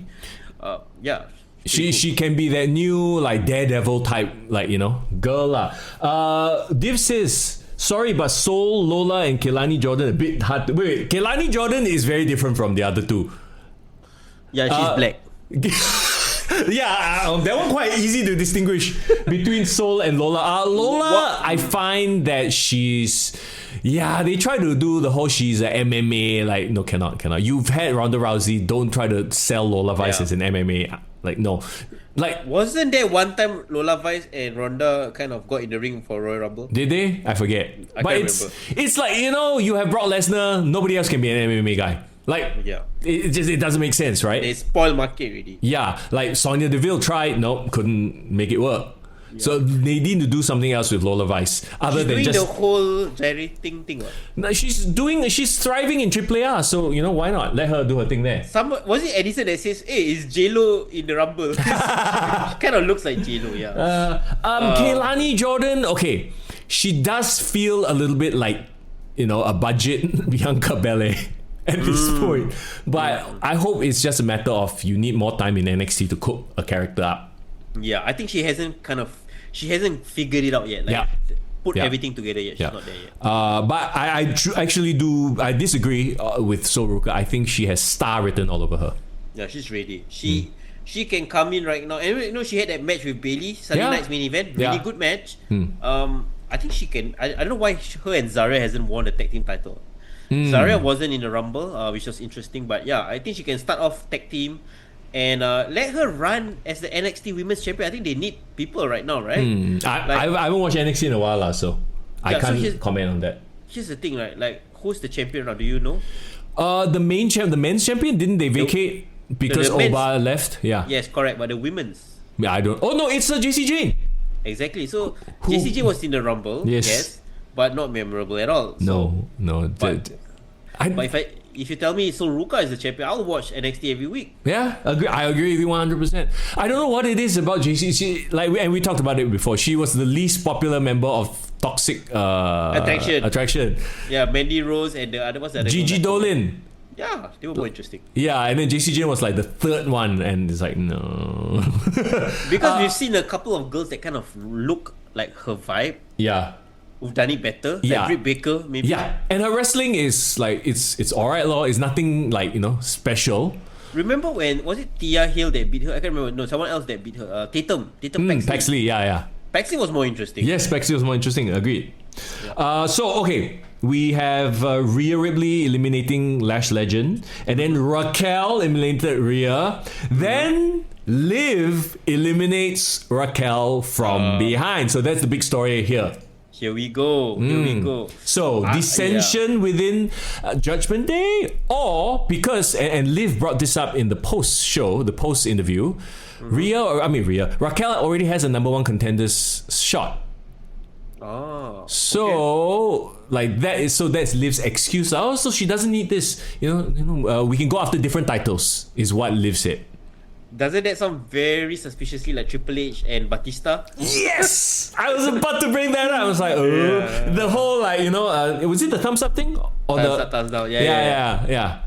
You remember that during that period he was encouraging Batista to go to SmackDown and beat JBL, then we can rule WWE together. Yeah. So I don't know, maybe it could be something similar where next few weeks we see Liv try to psycho Raquel, right? Yeah, go for like Jade Cargill, blah blah blah.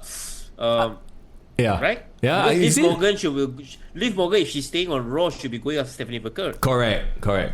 Unless Raquel's title shot is already against Stephanie. No, she already has that. So it's going to be the outcome of that match. Oh, okay. Right. But would WWE pull a very interesting swerve and have Raquel beat Stephanie? Ooh. And then Raquel and Liv for the title at WrestleMania? What do you think?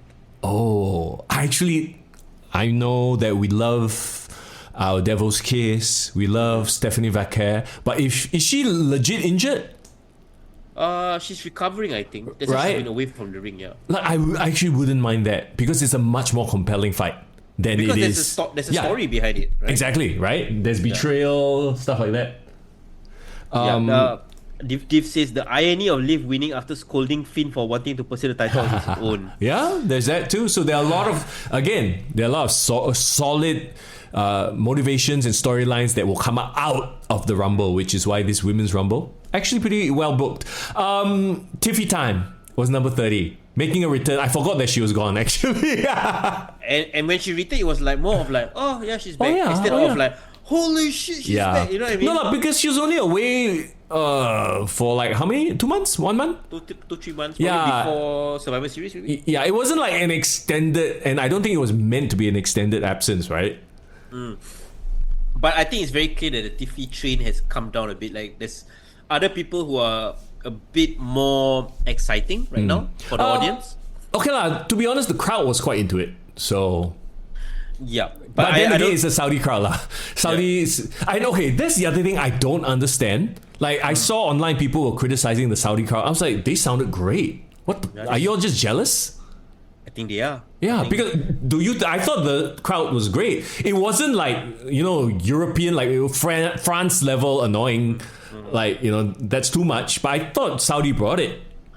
I think Saudi has genuine WWE fans. I Yeah. think that's what it is. Like beyond all the other politics stuff, the actual citizens, Oh, yeah. everyday people. I think they are super happy that WWE is coming to their country, and I think they are they're there for it. And I know I'm jumping ahead, but I want to point this out because, and I think you'll know what I'm referencing. They are WWE fans more than they are any other affiliate program or affiliate company fans. You know what I'm saying?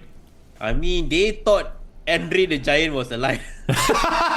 Not all lah, only some Yalah. like some high ups that don't actually pay attention. Correct. So like to me, like they know they're WWE like as Yeah. much as anyone else in the world. Right? I thought the finishing sequence was a lot of fun.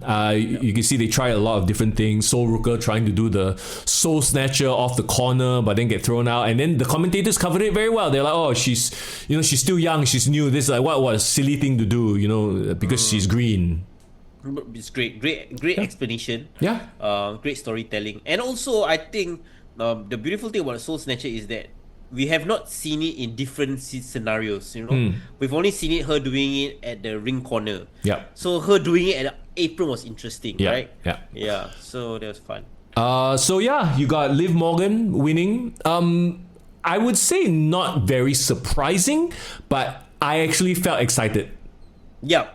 I think after she did the Oblivion on the outside and then she was like celebrating, it occurred to me, I think even Michael Cole said it, right? Like she's always been the bridesmaid, never the bride. Finally, she got it over the line. Finally, she won. Yeah. I think Liv has been on this upward trajectory ever since she been with Dirty Dom lah. I think Dom is just making stars right now. Bro, he got the magic touch, Rhea, and then Liv. Damn. Go back a few seasons ago. I was probably going on about how oh my god, why are they pushing Liv Morgan? She's so bland, she's so boring, blah blah blah. So this is kudos to their booking and her as a performer sort of growing into the role as well. Now I actually legit felt not just excited that she won, I feel like the crowd almost turned her face when she won. Yep. Agreed. But I feel, of course, she's still the best as a heel. I think she needs some sort of comeuppance. But she also needs to rule for a while because she's been away, remember? Yeah. So it'll be interesting to see where they go. Like we were alluding to earlier, right? Does she turn on Raquel? Does Raquel turn on her? Because there's going to be that tension on Raw. And then like who does she go after? And then there's still Elimination Chamber around the corner as well. At Chicago, so there's gonna be a lot of interesting permutations there as well. Fazli says, "Thank you, Sina Chan at number 17 is brilliant." Yeah, I noticed that. Wait, who came out at 17? Was it Nikki? No, Nikki came a bit later. Right. I can't remember who he was, but I did remember hearing the chants. Yeah, I didn't get the reference though. Why were they saying thank you, Sina, when was it Nikki or not? No, I think it's just the number 17. So like entrant number 17.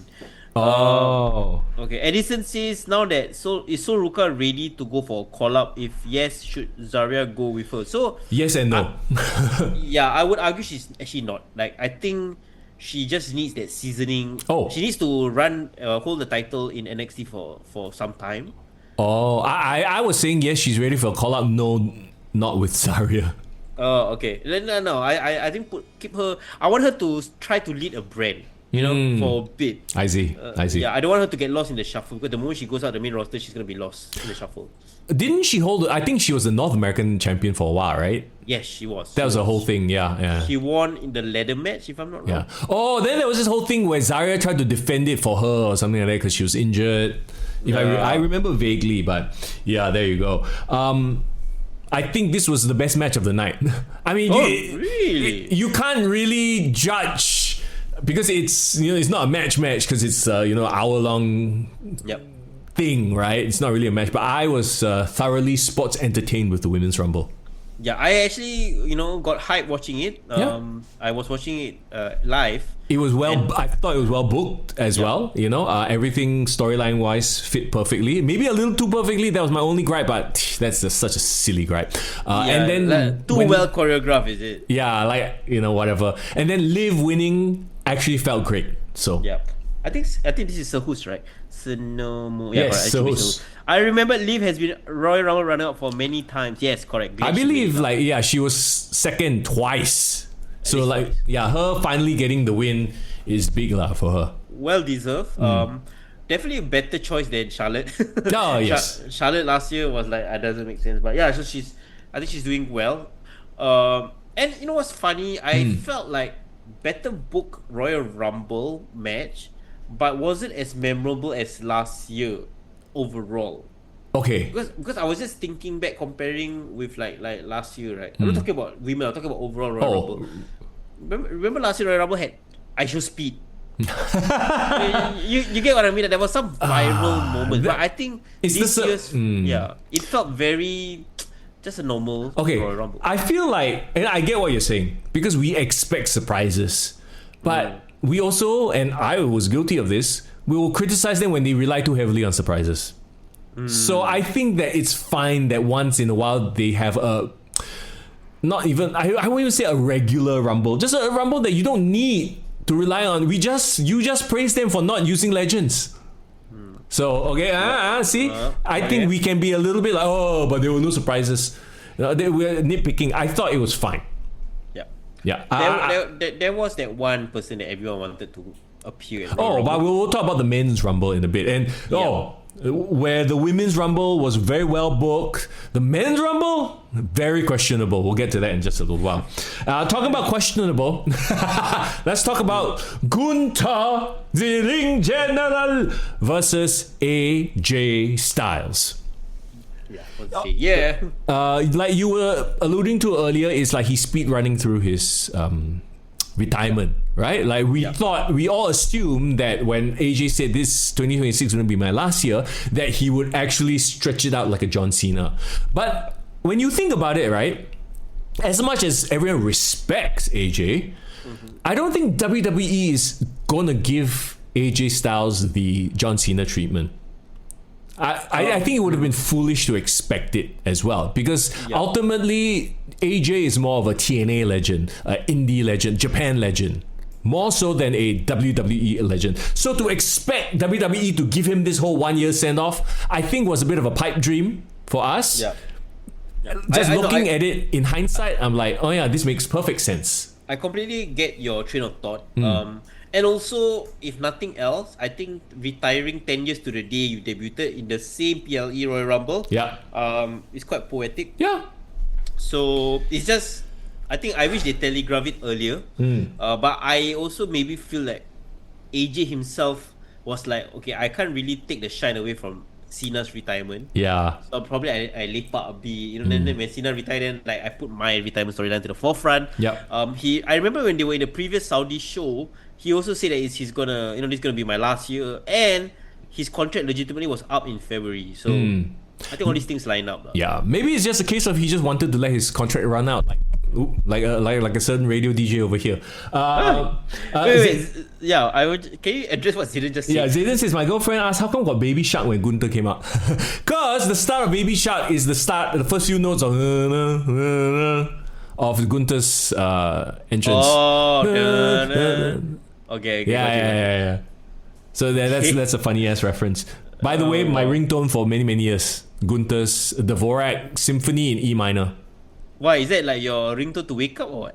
No, it's just like call tone. When you call me, it's Gunther's music. When he was in NXT, then you remember they changed it to some other bullshit.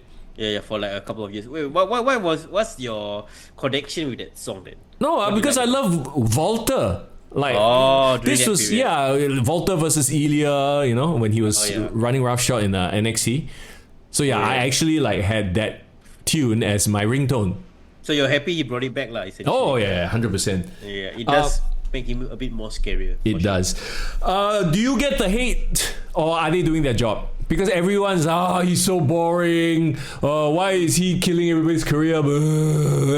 Is it working then? No, to me, this is exactly where like Gunther needs to be. Like Gunther is built as the wrestler, like the prototype wrestler, a throwback, right? Yeah. Dude, 70s, this was what they were doing. They were doing fucking sleeper holes and freaking like wrist locks and shit like this. Like it's supposed to be against the high strung culture that we have, where everything needs to have quick enjoyment and like gratification. So like he's the asshole who's like, fuck you all gonna sit here and watch me freaking like sleeper hole people to death. I'm just gonna punch kick, even power, but like he does the most basic shit, right? People say he's boring. Good. It's exactly what John Cena tried to do. I don't know if you realize this. It's John Cena what he tried to do when he was a heel and wanted to ruin wrestling. Yep. Sorry, but Gunther was already doing it, but in a much better way, more nuanced way. And if you really pay attention to how he wrestles, right? Yeah. There's no wasted motion. Nope. He does all the simple things very, very well. The way he even clasps on his sleeper hole, like I can legitimately feel like, oh, this is dangerous. Like if I get into that sleeper hole, it's gonna be hard for me to kick out, right? Did you see when he was chopping the shit out of AJ Styles? The referee was like, Joe, please stop. The referee's acting, like, give him some credit, bro. Apparently the referee was from TNA also, so he's reffed a lot of AJ's matches. The commentators brought that out, so I thought that was a pretty nice touch. Yeah, I love that match, man. It was physical, it was emotional as well. How did AJ get a cut on his forearm though? Did you see that? I don't know whether was it the table spot outside. I know he hit the edge or something. Irvin says Gunther is if you create a wrestler in a game, but you never use skill point on move. Just spam all on attributes. Yeah, exactly. This move set is all like basic ass shit, but all very powerful. Yeah, Edison coming with a hipster reference. This was equivalent to Stan Hansen versus Ricky Steamboat. Wow, nice. I love it. Yeah. I can give a very interesting comparison. I don't think this is too much of a stretch, but if Undertaker and Shawn Michaels was a modern match, they have the same build, right? You have the big size guy, Gunther, Undertaker, and you have AJ Styles, the Shawn Michaels, reincarnate in that sense. The only thing is because Shawn Michaels is really, really old when they wrestle, so AJ Styles also feels like a step behind. Yeah. But can you imagine prime Gunther 2019 versus like AJ Styles from 2010? Wow. Whoa, that would be crazy. Yeah. And look, they were in Saudi, right? Like, I feel like that crowd really respected AJ. Like, they were up for everything. They were like cheering, So that's why I don't understand it. I can only chalk it up to jealousy when I see. I think that's my problem. I go and read comments. I go down the rabbit hole. Like, I don't understand why they were saying the crowd was bored. Like, the crowd was freaking loud the whole time. Because I know that what they are saying is just their own reflection, their own ignorance. Perception. Ignorance and all that. But while I was listening to the crowd, like the crowd was there for every near fall, every passing out that he was going through. And I think for a performer, that is what you want. That is what you crave, right? Like, the worst thing you could have is a crowd sitting on its ass. And I know a lot of people is like, oh man, why do the sleeper hole again? Like, pass out again, so boring, right?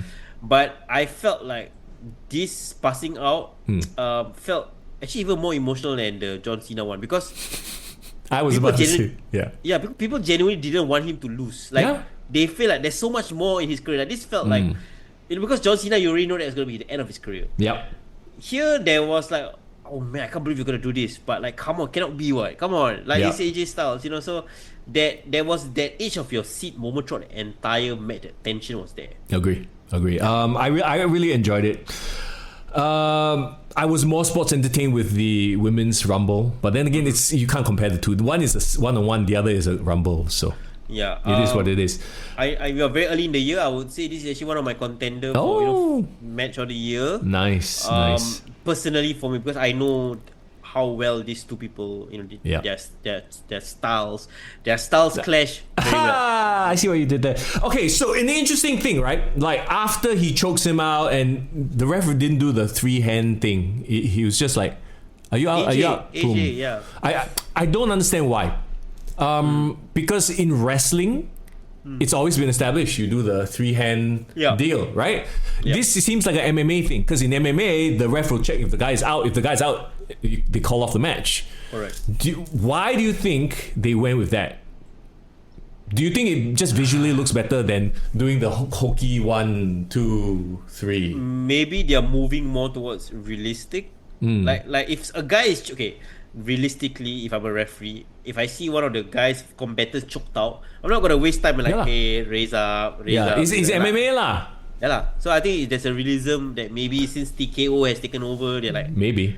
Well, if that is the case, I hope they continue it and not revert as and when. You know what I mean? It's one of those, I don't know if it's just me being anal, but like it's a consistency thing. I don't want, he called off the match because AJ has passed out, and then 1 month later at Elimination Chamber we see the 1 and 2. You know, like then that would make no sense. Yeah, I got you. To me, I feel like this works really well because like you have AJ passing out essentially. And remember the part where I think after a few seconds he was like, where am I? Like what happened? You know, like he came to. That also adds to the confusion. Like, it was good. Yeah. Again, it's a very MMA thing because that has happened many times. Yeah. Yeah, like, where the person lose consciousness, right? And then they wake up, they go, did I lose the match? Have you seen it before where like some fighters, they get choked out and then when they finally come to, they start grappling the referee, his leg? It's happened several times because they don't know that they were choked out. They think, hey, shit. You know, they just woke up from a nap. I'm still in the fight. And then grab the referee's leg. Yeah, because for them, they thought like they're out for like 2 seconds, but actually it's like longer, right? Yes. Eddie says like, hope Dean to make an appearance.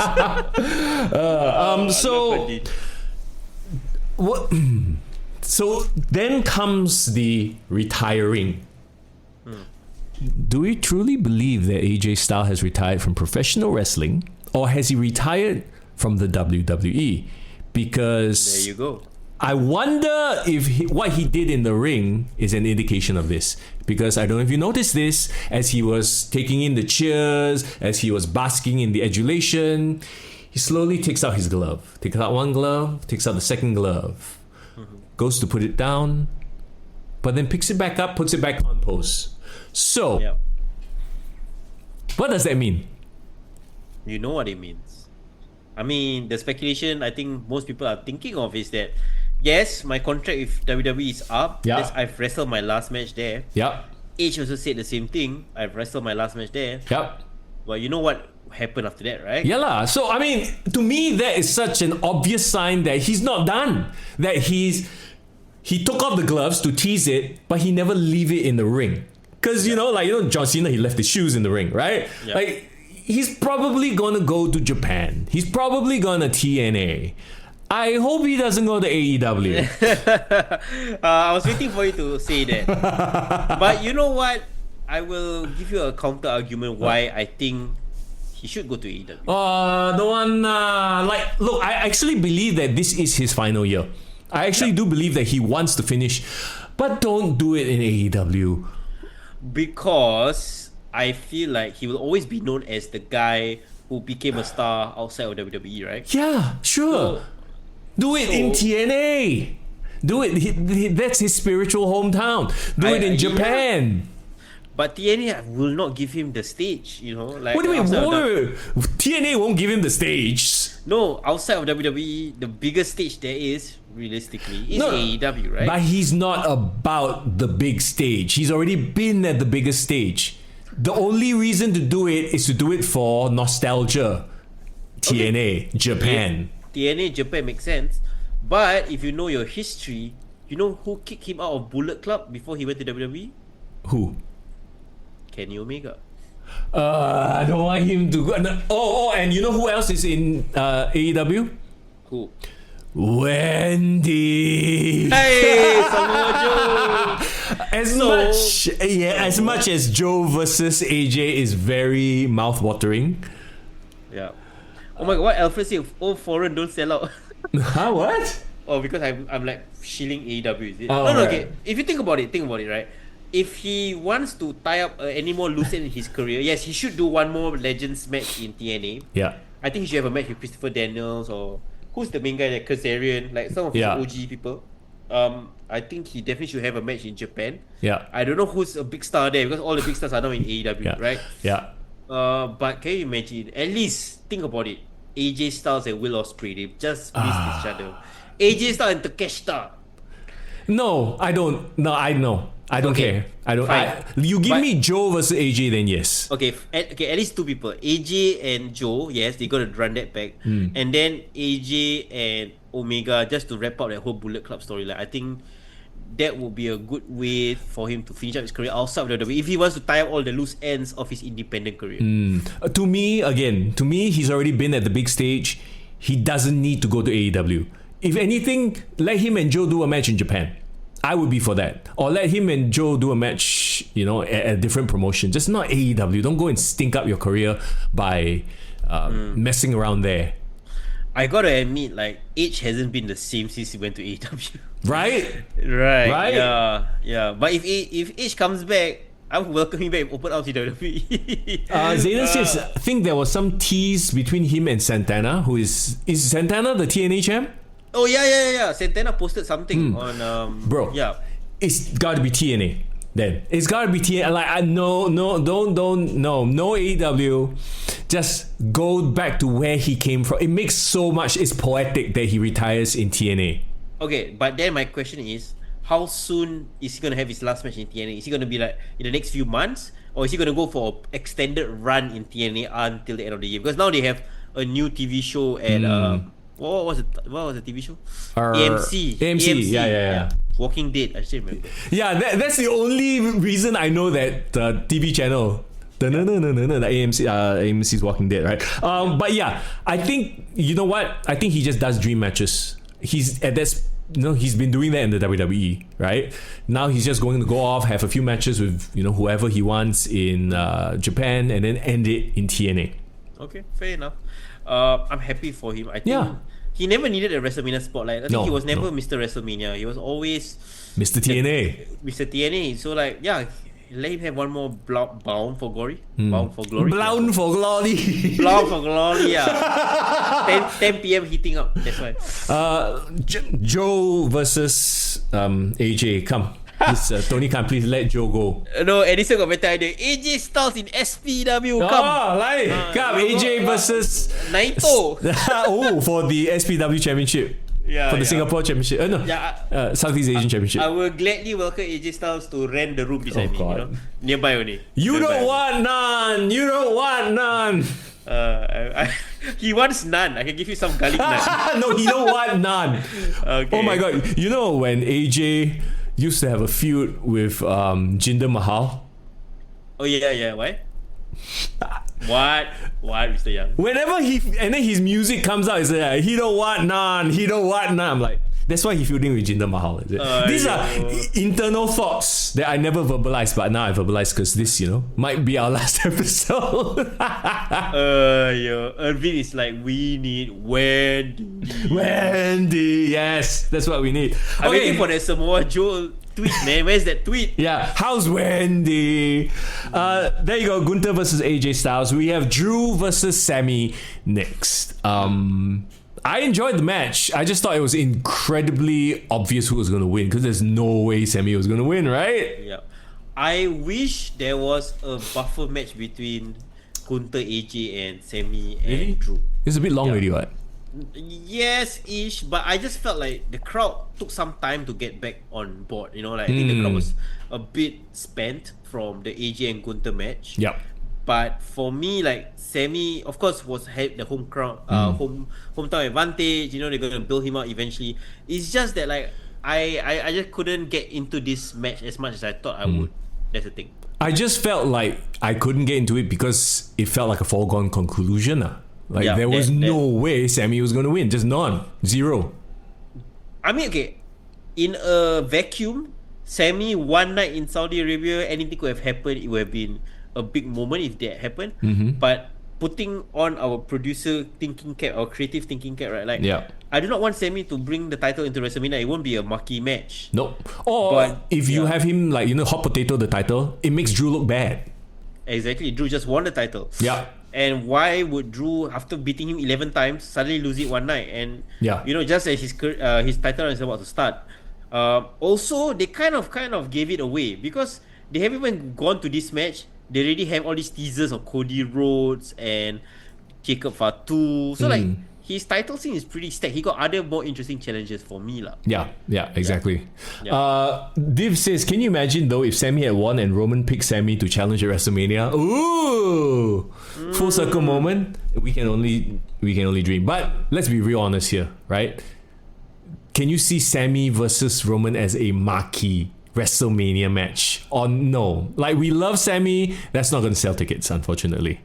Sammy would be a great champion to carry during like September. Or Yeah. like October. Not now. Not WrestleMania. Not the main event. And I worry his hottest run has passed him by. Like, Oh yeah. Bloodline Sammy could have main event Yes. WrestleMania. Yes. If you told me, Sammy winning the title during that whole run with Roman, in the Bloodline, absolutely. I think that was the peak. Now is cooled down significantly. Yeah. People were hating on him getting a title shot. Oh yeah, like they turned on Jey Uso lah, but that's a different story altogether. We're gonna hit on him a little bit more later. Again, not much to say about the match. I thought it was a well wrestled match. They sold the back. Sammy had the back issue the whole time, but they had to win with 2 claymores. Drew did so. They tried to Sammy strong. Yeah, they tried to sell like he has such grit and determination. Yeah, but one thing I like about Sammy is like I've never underestimated his ability to sell. Like, Yeah. there were points in that match where I was like, holy shit, his back legit like rabak. Yeah, like he dying, like he really injured. No, I mean that's the beauty of the art, right? Yeah, it was beautiful. And the fact that he had to take 2 claymores, one on the ground on his knees as well, just shows that I think WWE is keeping him strong. But also keeping Drew. So I think both came out of this match, I think, doing okay. Like they both didn't lose from this match. Yeah. Let's talk about the men's Royal Rumble match, the main event, I suppose. And I think we kind of alluded to it a little bit earlier. Like there was some questionable decisions here, but let's go through it bit by bit. Can I say that I would say the first 10 entrants of the Royal Rumble for this match, the men's Royal Rumble, was actually pretty good. Like I felt like the starting first third of this match was like, oh, okay. Yeah. There's building some good momentum. Well, again, it's very much the theme of let's put over the young talent, because number one to come out was Oba Femi, yeah. Oba Femi, and the crowd was buying into him immediately. Like you can tell, there's an X factor with this guy, right? And He then is everything Lashley should have been. yeah, he is. Yeah. And he wears like the giant Akuma style beads, and Fucking cool. He posts like freaking Mbaku. I'm like, wow, hey, yeah, this is it. He is everything that Omas and who's the other guy? Apollo Cruz Couldn't make, like try to be Nigerian, but not really. Dude is built like a tank, bro. He is. And He's like Ahmed Johnson, but with actual wrestling ability. oh my god, that's a throwback.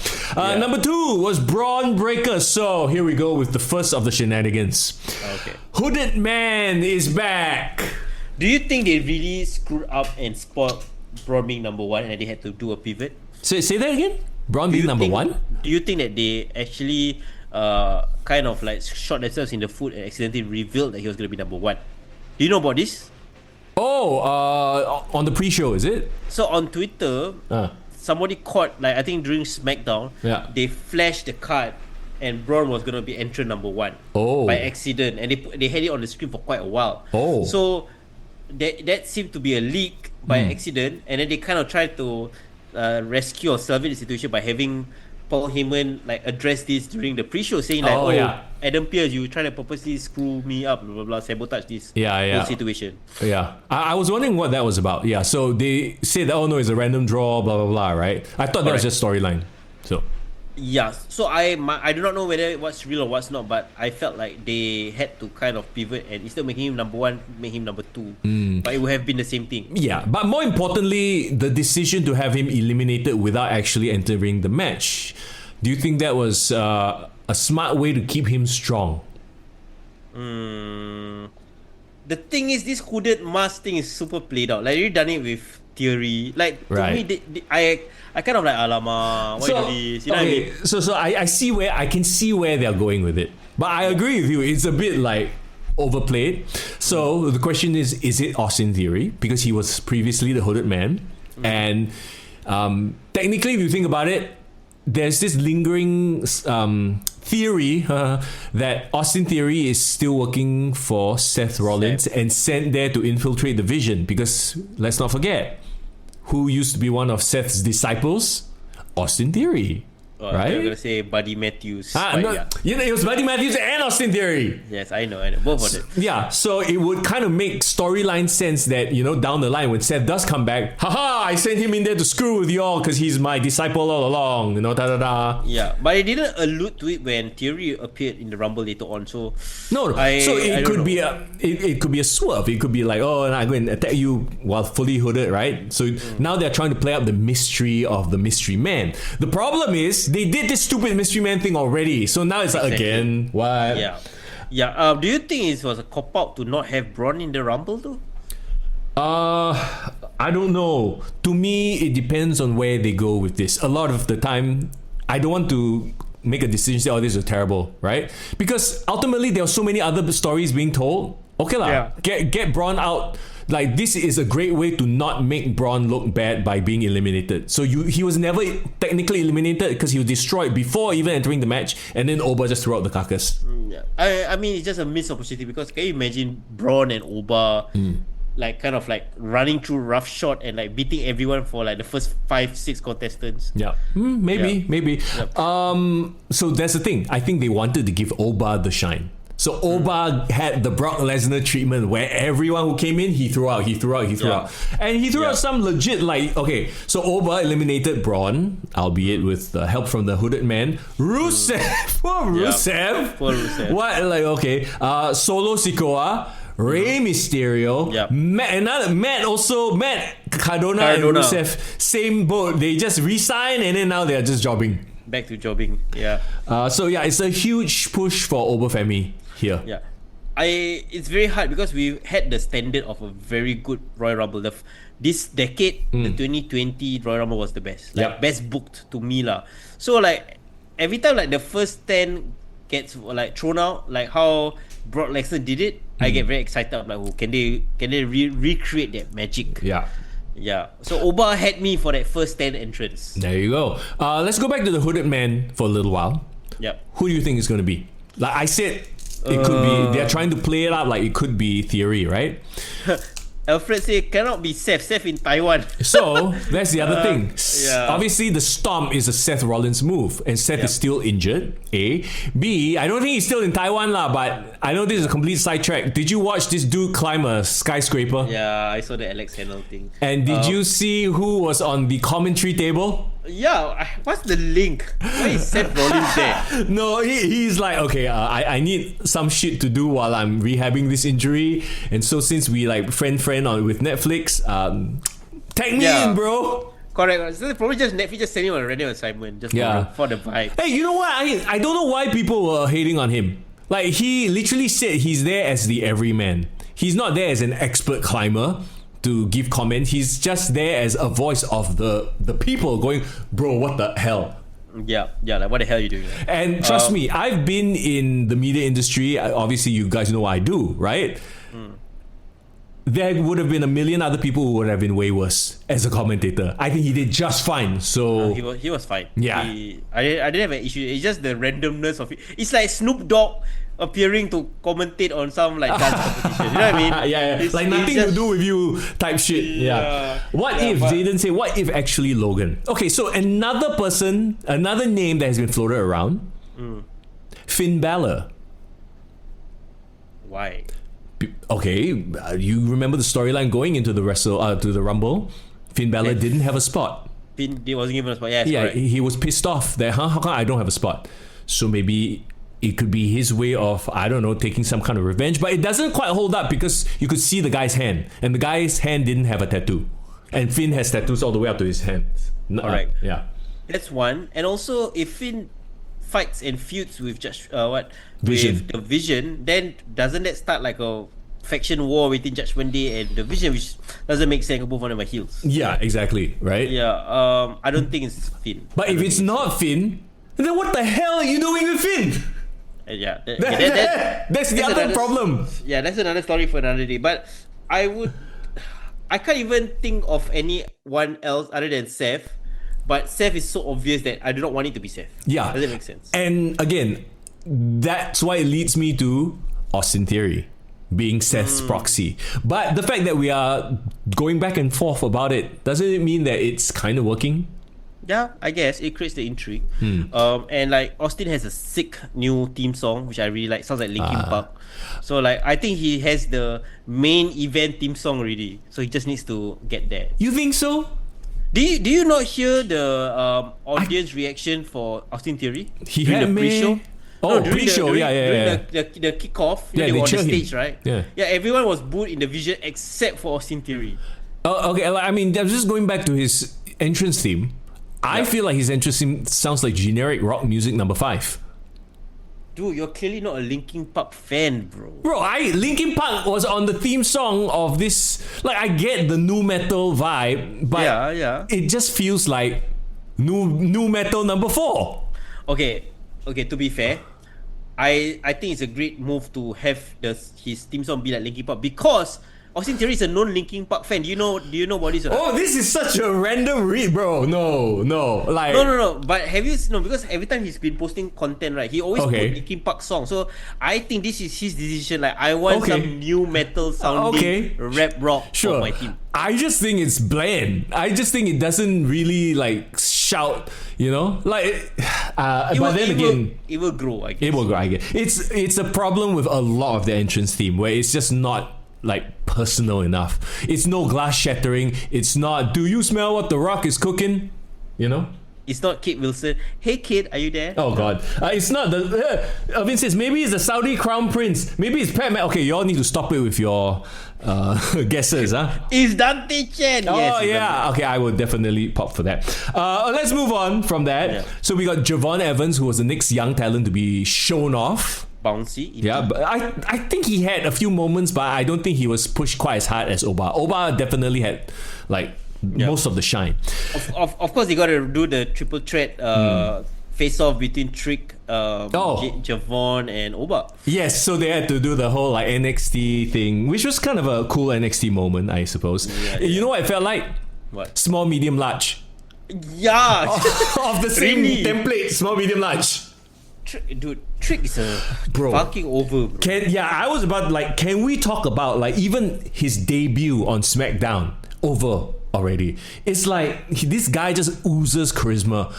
Meanwhile, it's so funny. The guy that was supposed to be the breakout star in his tag team in NXT, Carmelo Hayes, has kind of just been languishing here and there. Like he's an amazing worker, but for whatever reason, he just doesn't hit. Meanwhile, Trick Williams, the second he walks out, people are cheering, "Whoop that Trick!" already. So I think like NXT is doing its job. Like they are building the stars, getting the crowd recognizable to them. Remember last time when it was a Vince thing, right? They built such a following in NXT. The moment they go on their main roster, they are fucking the Viking experience. Yeah, they dropped them. They changed everything. Yeah. So at least they kept everything that made him a big deal in NXT. And it's just only got Booker T missing, right? Yeah. That's what it is. Dude, if Booker T were his manager, I think it would be perfect. They're like literally like he's Booker T part 2. Okay.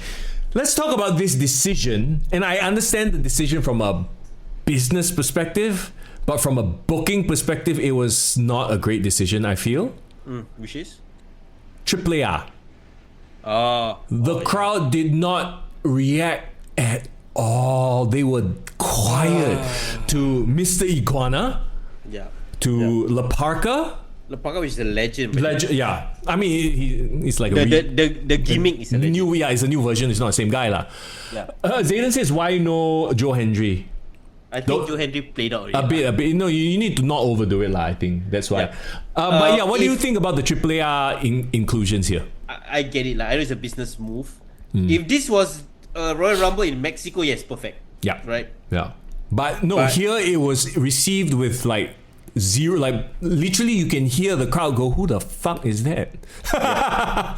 You know what? I would argue they have put El Vikingo. At least Vikingo got a bit of recognizable value. I think maybe, but I doubt it. You know. Yeah, like, but if it's just one person, that's fine. Yeah. But no, they went with several, and okay. What really kind of I don't know. I feel like okay, it would have been better played off in AAA or maybe even in the US, but the return of the original El Grande Americano. Chad. Yeah. I feel so bad for Chad Gable because the crowd was like, "What's going on?" Yeah. The crowd didn't understand what was going on. Yeah, and the thing is, Kaiser has taken the gimmick and ran with it to the point that I don't even care so much that the original El Grande was Chad. Yeah. Like I think they just did it for the Spider-Man moment. That's what they wanted to do. Yeah, but I feel like in North America it would have gotten a much bigger pop. Like people would have got it. Correct. No, I'm not to say that this crowd is not with it or whatever. I think they are quite diehard wrestling fans, but I don't know, something about this just didn't like. I was actually very surprised. I think they thought that it would have gotten a much bigger pop. Yeah, you know what it is? I agree with Div. Like, imagine if they use this slot to put in more of the MFTs. The Tongans, at least yeah. The Tongans could have been there. Fucking like Finn. I know, Finn, Wyatt. I know they are not really the most over people right now, but at least the variety of people is people that we all know. Yeah. Mr. Iguana makes sense only for like small shows, not for Royal Rumble. No. Yeah. I think they wanted a comedy moment. It just didn't translate. And it's funny because most people say the comedy is universal. Apparently not in Saudi Arabia. They didn't laugh. No. It fell flat. It absolutely fell flat. Yeah, it wasn't a good choice. But and then not to mention Dragon Lee, Ray Phoenix. Flat. No pop whatsoever. Ray Phoenix of all people have no pop anymore. Yeah. So sad. I thought he was the more talented Daredevil of Penta and him. No, not WWE apparently knows better. They're like, okay, this fella, Penta. I love Penta. Okay, so Cody Rhodes came out at number 11.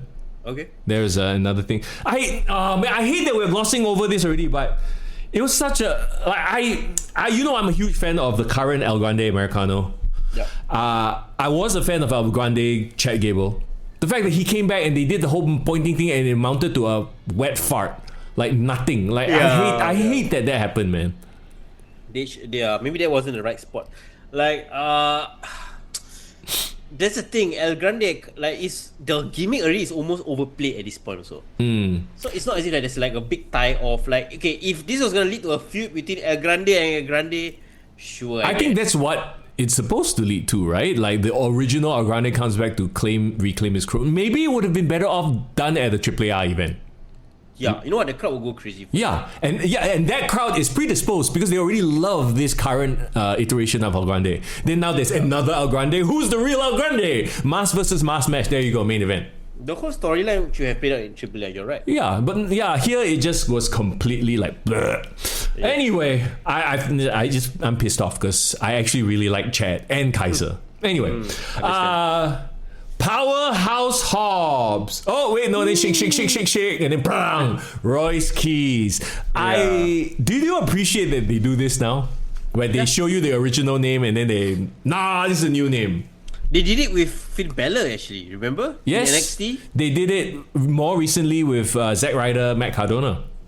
I like it. I think it's great that they're finally acknowledging their past. They don't have to like pretend the Powerhouse Hobbs name never exists. And Powerhouse was a pretty badass name. So like, to me, like, it's sad that he had to let go of that name. I understand WWE has to control and own their creative and all that. I'm surprised that AEW doesn't own that name. But I guess different company runs differently lah. Yeah, maybe the wrestlers there own their own IP, which is great, right? But what do you think of Royce? Do you think he can get used to it? Yeah, I think it's fine. You know, there's sentimental meaning to his name as well, right? Like, one is his like mother's name, another one is his child. Royce is his child's name. So if they play again, it is what they do with this choice that they've made. If they tell this story, then yes, make him a sympathetic. Like, you know, his whole. Do you remember his whole story before they bungled Powerhouse Hobbs in AEW? He was Like, from the streets or something. yeah, and then like his brother was shot or something like that, and then Oh like, yeah. like he had Shot like legit, like, you know, like really tough upbringing type story. If they tell, and I trust WWE to tell a story better than AEW, but then again, not by much. Yeah, I hope there will be a vignette on him somehow. Reintroduce him to the WWE audience lah. Yeah, because he got the size. I thought he looked great. Definitely he looked great. You know, opposite a lot of people. Wasted opportunity not to have him opposite Obafemi more. Okay. Yeah, that would be great. Div, I have to call you out now. Div says I didn't really care about Hobbs/Royce. Could it be because a certain Royce was the one who eliminated Damian Priest? Oh, Could this that- is a biased reaction. Yeah, could is it? this be? I mean, you know, not saying that, you know, not saying anything, Div, but we all know your predilection towards a certain Latino, you know, archer. Latino archer. Div is stuck deep in the Wepa universe. Wepa! Yeah, it is what it is. Okay, yeah, I think it was a fun cameo. You know what? I wish there was another AEW cameo and he didn't turn up. So. You know what? Okay, look, everyone's like Chris Jericho, Y2J, blah blah blah. And you know, I've been a Y2J fan for the longest time. You've always been. I've always been a Y2J fan. I think the last few years of AEW has completely soured me on Chris Jericho to a point where I didn't care if he showed up here. Oh no! Yeah, What have they done? That's to the your truth. favorite? No, bro, that's the truth. That's the What truth. have they done to your favorite wrestler, bro? Yeah, if he showed up and he did the walls, blah, blah, blah, yeah, that would have been cool. But the fact that he didn't show up, I know a lot of people are upset. I'm not. I'm like, okay lah, whatever lah. What if he come back fully shredded and did the Y2J again? Yeah, sure, great. Do it for like one short run. Please don't overstay your welcome. Please don't tarnish, you know, my my impression. You know, with Triple H in charge, he will definitely not give the shine to Chris Jericho. So you'll be fine. Okay, so yes, Divarati, what? She says, hello guys. Oh yes, we did hear the crowd chanting Y2J. Yeah. No. I absolutely get it. Everyone wanted Y2J. But and I love that the Saudi crowd got no filter. They were chanting a lot of shit. Triple H, you know? They were. It's same as the other crowds. They've learned from these European shows, I swear, or US shows. They've learned to call Triple H out on his bullshit, which is great. Which is fine. I think Triple H doesn't give a crap. You know. No, I know he's like the freaking Dana White of it, right? Yes. Yeah. Okay. So I wrote down. La Paca, no reaction. The Vision eliminated Royce Keys. Yeah. Well, I think too early to know whether that will lead to any sort of feud. LA Knight returns. Yeah. Yeah, I mean, that's the thing. I didn't even forget LA Knight was away. But he's been away for a while, like a month maybe. A month. Because he got tsunami'd by Bronson, ma? Yes. Did he go and attack Bronson straight away? He eliminated Bronson Reed and Austin Theory. Okay, there you go. So another 3 more months of LA Knight and the Vision then. Oh boy, here we go. Brock Lesnar at number 22 with Paul Heyman. Okay, so they're doing the whole thing where Paul Heyman is coming out with Brock, and Paul Heyman didn't even come out with the rest of his Vision. So make of that what you will. He only came out with Braun at the start. Yeah, and then Braun got eliminated, right? Yep. You know what? For that 5 minutes or what that Brock was there, it was pretty good. Like he brought that sense of danger. The only thing I was a bit kind of like, what the fuck was he doing? Is the one, remember when Ilya was trying to chop him? Yeah. I think at one point he got like fucking annoyed. He's like, okay, I'm done with taking these chops. Time to scream at his face and throw him. Do you see that? Yeah. He's and then he grabbed him and threw him. Good try, kid. Good try. Brock does what Brock does. He comes out, suplexes everybody. That's what people pay to see. People pop for it, right? Let's talk about his elimination. Let's talk about Jey Uso. At number 25, comes in from the does the whole yeet thing, right? I was like, oh my god, he's going to take up the full 2 minutes, and he almost pretty much did. Yeah. Before that, they teased Brock and Oba quite a lot through. Like 2 times, right? Yeah, like they would face off, and then the buzzer will go up. So never actually giving us any action, which is great, right? The tease is there. And then Brock gets eliminated by Cody and LA. Was it Cody and LA Knight? They both eliminated Brock, which is fine because it's like 2 main eventers eliminating Brock, right? Yep. But they do it while it was still like the yeet shit going on. Yeah, no one was paying attention to the ring. Yeah. So like, do you think they did it on purpose? Like, was it because it feels like very bad booking? I felt it was either a fuck up or like on purpose. Did you pick up when Jey Uso finally reached the ringside? Then he got one of the referees spoke to him like whispered like, I think you're late. Like you need to like hit your cue or something. Do you hear that? Yeah, no, actually, funnily enough, I know what you are saying because it felt like the referee was telling him to go and do something. Yeah, I felt like the referee was like, hey, hurry up. I think you fucked up the spot because you take so long for this to like can't be the rest of the ring just wait for him to hit, right? They still have to do the action. So I think maybe LA Knight and Cody call an audible like fuck, you just have to like eliminate Brock right now. Yeah, it felt very like oh well, Brock was eliminated, you know, like and for any other, it could be Kit Wilson, it could be any other like Mid Carter getting eliminated, that's fine, right? No, it's Brock. So either A, somebody overran their time, Jay. B, it was done on purpose to set up Brock versus Jay at WrestleMania, where Brock will destroy Jay. Yeah, and also don't forget, like you had a lot of opportunities to put Brock in front of like Gunther if he had made it all the way to the end, even in front of Roman Reigns. But they didn't do any of those things that we expected for them to do. Which is weird, right? Because like the rumor is Gunther versus Brock. So are they walking that back? Do they not want to do that program anymore? Exactly. So I am as confused as everyone else. Yeah. What the fuck was that booking of Brock Lesnar? It was very weird. I agree with you. It was very weird. And then Jay goes into the ring and then they run it back. But thankfully we have Roman Reigns. Yes.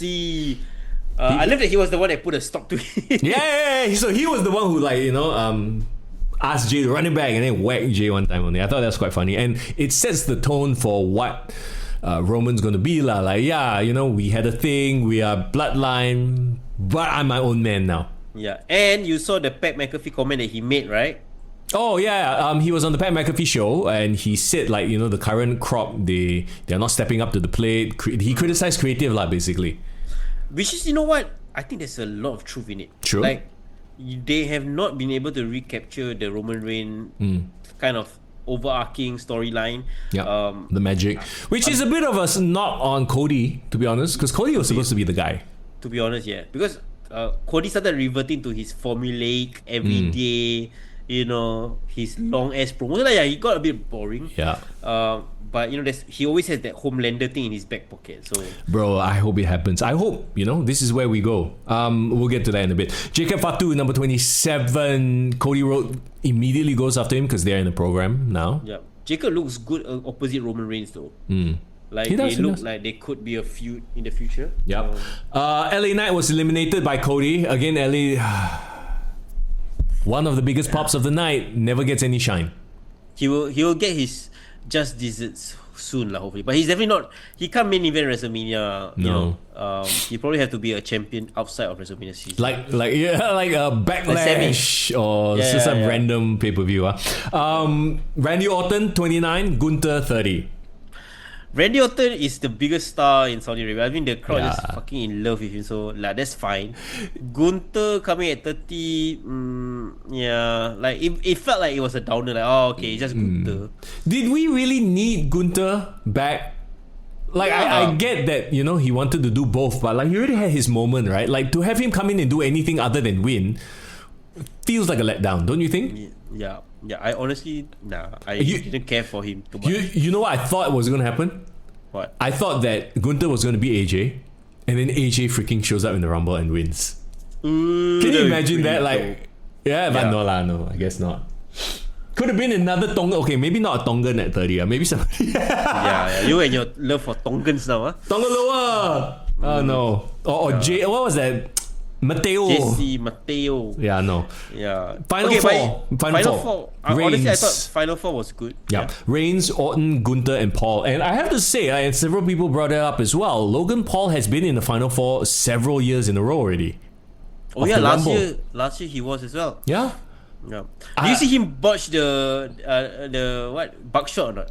Oh, he didn't botch. He tripped. He tripped. Yeah. Yeah. I thought it looked okay. Yeah, I mean he saved it lah, but Yeah. I mean Logan as a full timer is a great thing. Yeah. Really, it's a good thing. I find myself rooting for him, which is weird because I know he has a reputation. People don't like him. But I, as a fan of the professional art of wrestling, actually want him to be in the main event and be a champion. You know, I heard Nettie say this about him, and after he made this comparison, I cannot unsee that comparison, and now I'm like all in as a Logan Paul wrestling fan. Yeah. She says that Logan reminds her of young Owen Hart. Ooh, yes. Can you see it? Yes, I can. Like very physically gifted, very smart in the ring, Athletic. Do all these crazy moves. Yeah, and he's not afraid of making himself look like an idiot because he does what is good for the business, which is get eyeballs. Either he looks like shit, as in he's humiliated for the fans, or he can be a very snarky heel. And I mean, I've been following him on his, podcast and all that. Like, I think he's genuinely a good guy. Like, Okay. I know the hate he's gotten is really more for the things he done in the past. YouTube stuff lah, yeah. All the nonsense. And then now he's married, he has a kid. He's pretty grounded and, Yeah. down to earth. So, like, I think he's in the best position to, Yeah. like, be a big star. And I do hope he fulfills whatever Owen Hart was destined to be, he could have been. I think Logan can do that because he's just that gifted. It's weird, but like I kind of didn't want him to join the Vision, even though it makes perfect sense because the Vision already has Braun Breaker as the breakout star. So unless they do a whole thing where they mistreat Logan Paul, like they put him to a side and then finally he turns face because of that, right? But I feel like this collection of the Vision right now, like all four can be the stars of the Vision. This is like evolution, bro. Like, yes, I know the main star was supposed to be Braun. Yeah. But it's like Randy and Batista situation, right? You know? Like, Braun can be the Batista, and then like, out of nowhere, Logan becomes this Randy. I mean, of course, you got Theory as well. Like, Yeah. all four can, like, and Bronson, all four can main event WrestleMania the next 10 years. So, the Vision really is for the future. To be I agree. Yeah. Final four, Roman Reigns eliminated Logan Paul. Gunther eliminates Orton. And then Roman Reigns eliminated Gunther for the win. How do you feel about Roman being back on top, main event waiting? Is this a hot take to say that I would have preferred it to be Orton? I would have preferred it to Gunther. I would have preferred it to be Logan Paul. Because I feel like A, he's a part-timer now. B, I think his previous run kind of soured me on him. Meaning his previous run, meaning as the champion over 4 years or the most recent run? The most recent, like Last 1 year. 6:30, Rubbish just came back, showed up. You won't see me until Christmas or whatever bullshit thing, and he showed up before that anyway. That run kind of made me go, you know what I mean? So, is the hot take more of the fact that Roman cannot exist outside of the world title picture? Yes. That's a great way of putting it. Like, I feel like anything else is beneath him. He's at the level. Okay, it's like, for example, like The Rock trying to do a side quest storyline with Rikishi. Yeah. You know what I mean? Yeah, exactly, right? So, okay, that's why when they did bring him back this time, he's going straight for the world title. But it feels like they're retreading something that, like, do I really want to see Roman Reigns going for the world title again? But Punk and Roman as a standalone story, I think there's a lot of legs to it. But who's the face, who's the heel? Or is this going to be a face-face thing? Could be a Stone Cold Rock face-face thing. And Punk, okay, Roman hasn't won the belt, the World Heavyweight title belt. So that could be a new title to go after. Yeah. And if Roman becomes the champion and then he fights the Vision, Like the current Vision, I think it'll be quite interesting. So it's like he's the Stone Cold, and then like the Vision is like the DX that he's always fighting against. Yeah. Okay. Okay. The thing is, right, to be honest, I also kind of agree with Roman. Like WWE doesn't feel right if Roman is not on top. I feel Roman should be in the mix or the main event guy, because the fact that he really said, I took a step back. I give other people opportunities in the last 2 years to step up. And I agree. I think a reason why creative hasn't been that good is because you haven't had Roman Reigns on TV often. So Roman, I think, needs to, if Roman comes back and is back on TV regularly, then I'm happy with this spot of him being here. Okay, is it a hot take then to say that Roman without the bloodline isn't a main event star? Roman without the bloodline is vulnerable. Not just vulnerable. I think vulnerable is fine. I think he just doesn't have the same gravitas. He isn't the same aura. Yeah, exactly, right? He doesn't have that same vibe anymore. A chief without a stripe, lah. That's what it is, right? Yeah. Again, it's like him in his last incarnation, a chief without a tribe, where he was doing the whole thing with Jacob and Solo. It just feels, because we've experienced him at such a high level already. Anything else feels like a letdown. That's why him winning again, I'm like, I don't know. It's weird. Like I almost wish that he had the Brock Lesnar schedule where he would literally just come in for a few weeks and then out again. Now we're asking him to come back for several months to lead up to WrestleMania. But I feel that now that he's coming back several months without bloodline, trying to build this story, could be another wrinkle in his character, like a new side of his character that we've not seen before. Because he's guarding for the title. You know what? We've seen that. That's the last time we saw him. That guy who's kind of like mid. Okay, as a babyface, big dog, yes. Yeah. But as the tribal chief, for what is not right, big dog. When he was feuding with Solo. No, but the thing is, after he feud with Solo, he straight away went into that feud with CM Punk and Seth Rollins. He got sidetracked again. Yeah. But that guy was, he's still Roman Reigns, right? But it's just, he's that guy lah. I'm saying that guy, that version of Roman Reigns, is not as I don't know. It's not compelling to me. Yeah, I mean, Average brought up a fair point. Like, if he were to win the title, become part-time champion again? Yeah. Because we can't afford to see the title not appearing on TV. So who is he going to go after, right? So the options obviously is Drew or Punk. Roman and Punk have history. Roman and Punk would be the one that I would want lah. Yeah, for sure. Only because the title aside, he's never won that title. But the Punk and Roman storyline was kind of put on hold because of Seth getting involved. Remember? Yes. Remember that first time Punk and Roman was in the War Games? That felt like holy shit. If they can recapture that magic, I know it's about a year later. This is definitely a marquee main event. For then do you have CM Punk dropping the title to Roman Reigns? And again, what are you going to do with Roman Reigns as a champion?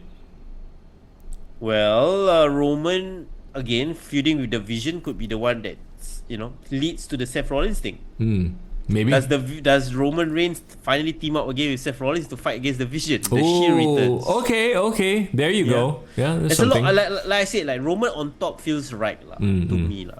Yeah, I'm happy. A lot of people are happy with the result. Like they are okay with Roman. Like Roman might not be the first choice, but they're like, you know what, Roman is fine.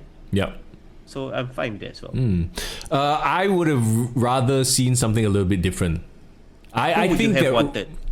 Like I just said, any of the other three Final Four would have made for a great, compelling story.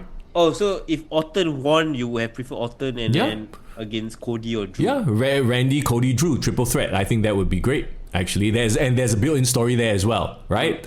I mean, Logan Paul is a bit of a long shot, lah. Let's be real. Not as much as I've glazed Logan Paul earlier, like him winning the title, I'll be like, oh shit, but not quite yet, right? Yeah, I agree with that, sure. And Gunther, Gunther has a date with Brock Lesnar. That's gonna happen. I hope so, because nothing in this match alluded to the fact that they're gonna meet. If anything, it's probably it felt like they were setting up Brock versus Brock Oba or Brock J. Yeah. My guess is that Roman Punk and then Cody, Drew, Randy all in the other side. Yeah. Do we finally get to see a turn? Because Cody has to deal with Jacob first, right? So they're going to settle their whole feud. Oh, but let's not forget who claymawed Cody Drew McIntyre. So there's clearly something being set up there, lah. Okay, if it's a triple threat, then there's an out because Cody doesn't have to beat Drew. Drew can remain a heel, but then Cody can turn heel on someone else in the match. I don't mind Cody turning heel on Randy. Randy, yeah. Yeah. So okay, so if you're saying like triple threat WrestleMania, right? Drew, Randy, Cody. I don't know Jacob has to go where lah. And then heel Drew McIntyre, the forever babyface Randy Orton. Yeah. And then the crowd starting to turn a bit on Cody because Cody starts to get desperate. Yeah. Right? And then it does a whole Bret Hart, Steve Austin situation where he gets so overcome with the anger, he beats the shit out of Drew or Randy to the point that he Randy.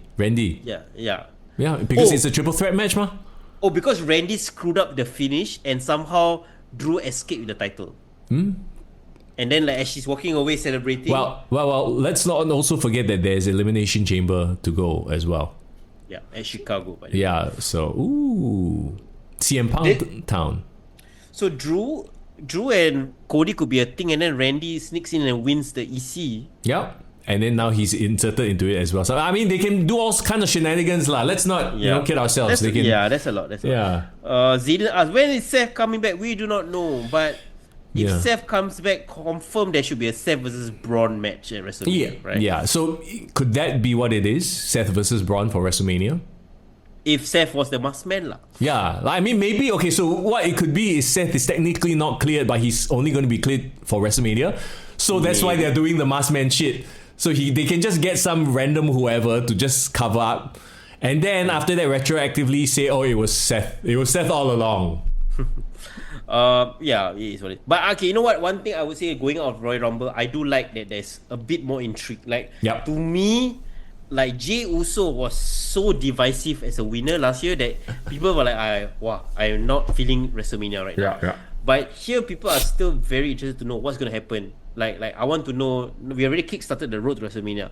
Who are going to be the main players, going forward? That's what it is. Yeah. I think that the hate for this Rumble is a bit forced. I think the internet is prone to being very reactive. I don't dislike it as much as a lot of people do, but I do see that weird booking moments here and there. I will agree that the Women's Rumble was way better produced than the Men's Rumble. Yep. I stand by the fact that I'm not a big fan of Roman being in the title picture again. I would rather him be in a match with emotional stakes. He doesn't need the title. Yeah. I disagree. Like I would love to see Roman and Punk as a main event match. Yeah. If only is the promos, the history, like that enough will sell me night one for me. Right. So I'm kind of happy Roman won. Not my first choice, but I'm not. I don't hate it. Yeah. And the whole thing of there weren't any big surprises. Hey, relax lah. Not every year you need ISO speed. Not every year. It's fine. There's no Chris Jericho, that's fine. He can show up on Raw and still make a big impact. Yeah. I would say last year's was more memorable because of the moments. Even Jay winning was memorable, right? Yeah. This year was a bit more run of the mill, but overall it's okay. Yeah, it still set up a lot of intriguing matchups for WrestleMania, the road too. Yeah, and it being in Saudi didn't really take away from my enjoyment of the show. Actually, it added in certain aspects as well. I am fully of the opinion that the Saudi crowd is one of the better crowds. Actually, it's Saudi crowd, European crowds, US crowds are hit or miss. Puerto Rican crowd. Puerto Rico, yes, agree, yeah. Yeah, US is just they're not hitting it out of the park in a lot of things right now. Yeah. So let's leave it as that. Irving says, I think people cannot expect to be surprised if they read dirt sheets.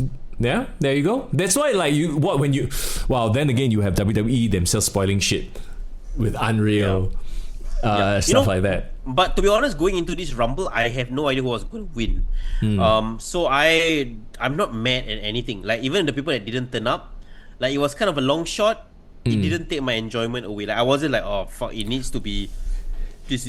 You mean you weren't excited with La Yeska making an appearance in the Rumble? You know what? I was more excited seeing Brimo.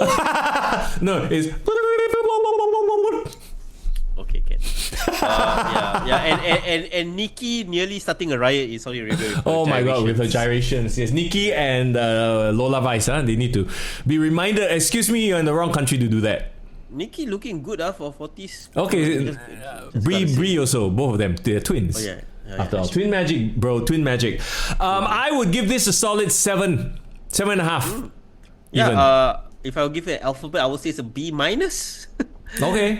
It's not B for me, not B plus, B minus. I think I get some of the criticisms for the show. Yeah. But overall, I'm okay with every decision that was made, even every winner and loser of the match. Yeah. Yep. Agree. There you go. So that's the Royal Rumble, and is that Guys. is that it? Is like we didn't plan any slideshow or anything like that, guys. I'll leave it to you guys for that lah. But as Vince McMahon would say, what is the fate of WCW?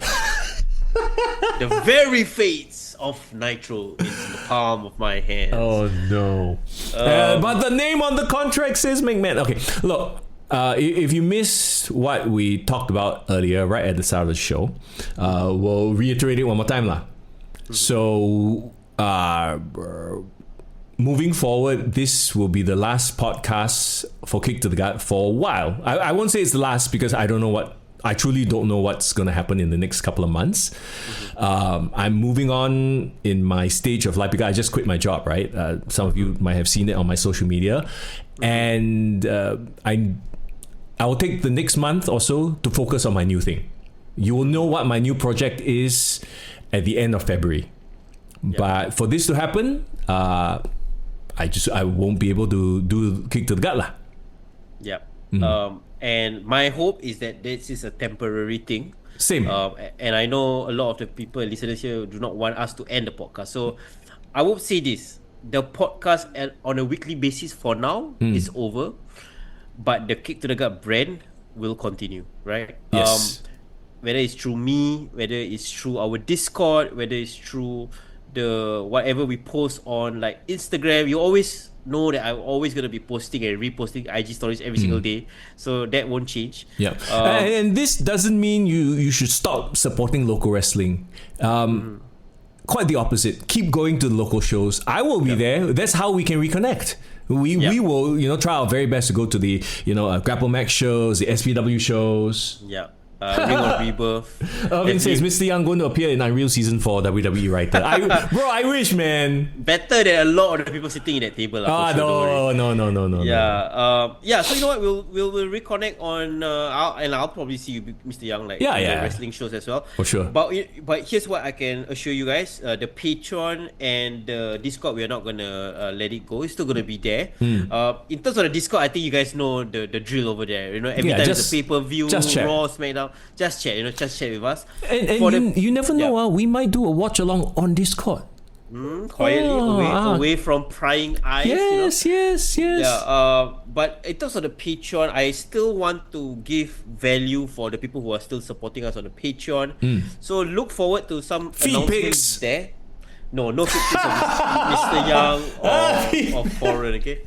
I'm going to experiment with some short form content, some articles. I've always been writing articles on wrestling. Last time when I was working in Sportskeeda, might as well, we do some of our hot takes. Let's put it on the Patreon for the people who really want to hear our thoughts. Maybe a hidden mask presenter might make some appearances there. Maybe in the future. Well, mask presenter, I don't know what you're talking about. Of course you do not know yet because you're not it, right? So, What? What? Huh? Okay, so. Just keep an eye on, just put it as we are on hiatus right now, right? Yes. So that's the best way to put it. We are going to be taking a break. We'll be on a little hiatus, and then akan datang watch this space. We'll always be in the wrestling space. That will never go away, right? We'll be in the Discord. Yeah. Will season 9 be a truncated season that we appear halfway through the year? We do not know. Will there be any other podcast for this year? We do not know. But you know what? We will update the graphics this year. We actually already had the graphics planned. We'll put it out there on socials, and then we'll catch up there over there. I love it. New graphics. Foreign buys lotion content. What is wrong with you guys? Ain't nobody want to see it until the money's good. Yeah, I can assure you, I'm not gonna try to replace Young and find a hotter, younger Young. See, that was I legit had this conversation with Foreign just now. I was like, hey, bro, you wanna find somebody else to do the tech side of it, and then you can do the. I won't be hurt, bro. I promise you, I won't be hurt. Yeah, I ain't gonna cheat on you, Mr. Young. Oh my God, Foreign is such a loyal man. Oh wow, I'm not that kind of guy. Any man or woman would be happy to have you, bro. Yeah, I mean, unless you can find me like some hot girl wrestling What? fan, like what? Kathy Kelly style, Jackie Rittman. Give me Jackie Rittman any day. Then maybe I can get this show on the road again. But anyway, that's not the point. The point is kick to the guy is always Mr. Young and Forrest. What if we got ChatGPT to be your new co-host? Irvin says Mr. Younger. And yes, let's not forget that in the wrestling podcast space here in Singapore, Dave and Joseph are doing a wrestling podcast as well. Show them all your support and love, please. Tell them Ringside Brew. Yeah, tell them Kick to the Gut send you guys there. So if you guys want to catch some like local weekly content and reviews, you can go listen to the Ringside Brew for your weekly dose of podcast. But don't abandon us. We are not gonna disappear forever. We'll always be around. Spiritually. But we will, like I said, for the next little while, take a bit of a break. So again, thank you so much for the times that we have spent together. I don't want to make this a whole thing because, like I said, I'll probably see y'all at local wrestling shows and we'll chat in the Discord. So there you go. Yep. Find a Gen Alpha co-host. Irvin says, "Oh, cannot, bro. No. Foreign might strangle the poor kid." No, 6'7". No. Hang on. No. I want to try something out right now for him. Let me introduce you to your new co-host. Hang on, Wait. Hi. Can you be my a new co-host for my wrestling podcast partner, Foreign? I'd love to be your virtual co-host, Young. I won't steal any spotlight, but I can definitely help you brainstorm, break down matches, analyze storylines, or even throw in some heel versus face banter. Whoa! Next topic on the card. All right. ChatGPT, say hello to your new co-host, Foreign. Hey there, Foreign. It's awesome to be part of the tag team. Let's give the listeners a show that's a total main event. Ready to rumble? Foreign, ask her a question. Okay, where's the Fire lotion? away. Whatever wrestling mystery you've got, I'm ready to grapple with it. Okay, Foreign wants to know, where is the lotion? Foreign's going for the deep cuts. Well, the lotion is exactly where you need it when you're cutting that classic wrestling promo. Keep the skin smooth, keep the ego smoother. Just like a true champ. This is a great audition that we're having right now. You're doing very well. We would like you to express your thoughts on the recently concluded WWE Royal Rumble. What do you think of Roman Reigns winning the Men's Royal Rumble? Well, if Roman Reigns has taught us anything, it's that the tribal chief knows how to make waves, whether people love it or hate it. His dominance might feel predictable to some, but you can't deny the storytelling power. Now, if the fans start rallying behind an underdog to face him at Mania, we might have a real epic brewing. What about Liv Morgan winning the Women's Royal Rumble? Liv Morgan's win is that shot of adrenaline the division thrives on. She's fought from underdog to headliner, and seeing her punch that ticket to WrestleMania, that's the kind of underdog triumph the crowd eats up. It's her time to shine. All right. Dude. Wait. Oh, What tier of ChatGPT is this? I need me some of this subscription tier. What's going on? One last question. Okay, one last question, right? Come up with a catchphrase. Now you're hosting the show with Foreign. Come up with a catchphrase for yourself, a wrestling catchphrase. Go ahead. All right, here it is. When you step into the ring with me, it's not just a chat, it's a main event. And remember, I don't tap out, I just drop knowledge. There you go, Foreign. That's your new co-host. What do you think about that? You know what? Give me the lotion. Shut off the video screen. Let's have a chat right now. Let's go. Hey, this is just ChatGPT, just the basic tier that I subscribe to for work. Now I know why a lot of single lonely men don't need to go find love. They just talk to ChatGPT, bro. And you know the thing with ChatGPT, right? You can tune the personality, so it can be very warm and receiving, like how the default is warm and receiving, right? Yeah. I don't know if you guys use much ChatGPT, but sometimes it can get annoying. Everything is like, great idea. It's like, bro, sometimes I need actual criticism. So you can also set it to be cold and factual. Have you watched this movie called Her, H-E-R, starring Joaquin Phoenix? Is that the one with also Scarlett Johansson? Scarlett Johansson as the voice AI generator that he falls in love with. I have not watched it, but I know the idea. Okay, Ken. I'm not saying that this is gonna go down that route, but thank you, Mr. Young, for proposing a Chat GPT AI to be the next co-host. We'll keep that in mind. But in the meantime, I think let's just go on that hiatus. Huh? Okay, let's take a break. I don't know if ChatGPT can replace us, but it is what it is. Okay. Yeah, I guess there's nothing else to say. But thank you so much for your time, the love, the chats. Yeah. And once and for all, maybe not for the last time, but for now. It's Mr. Young. And it's for In the Building. Take care.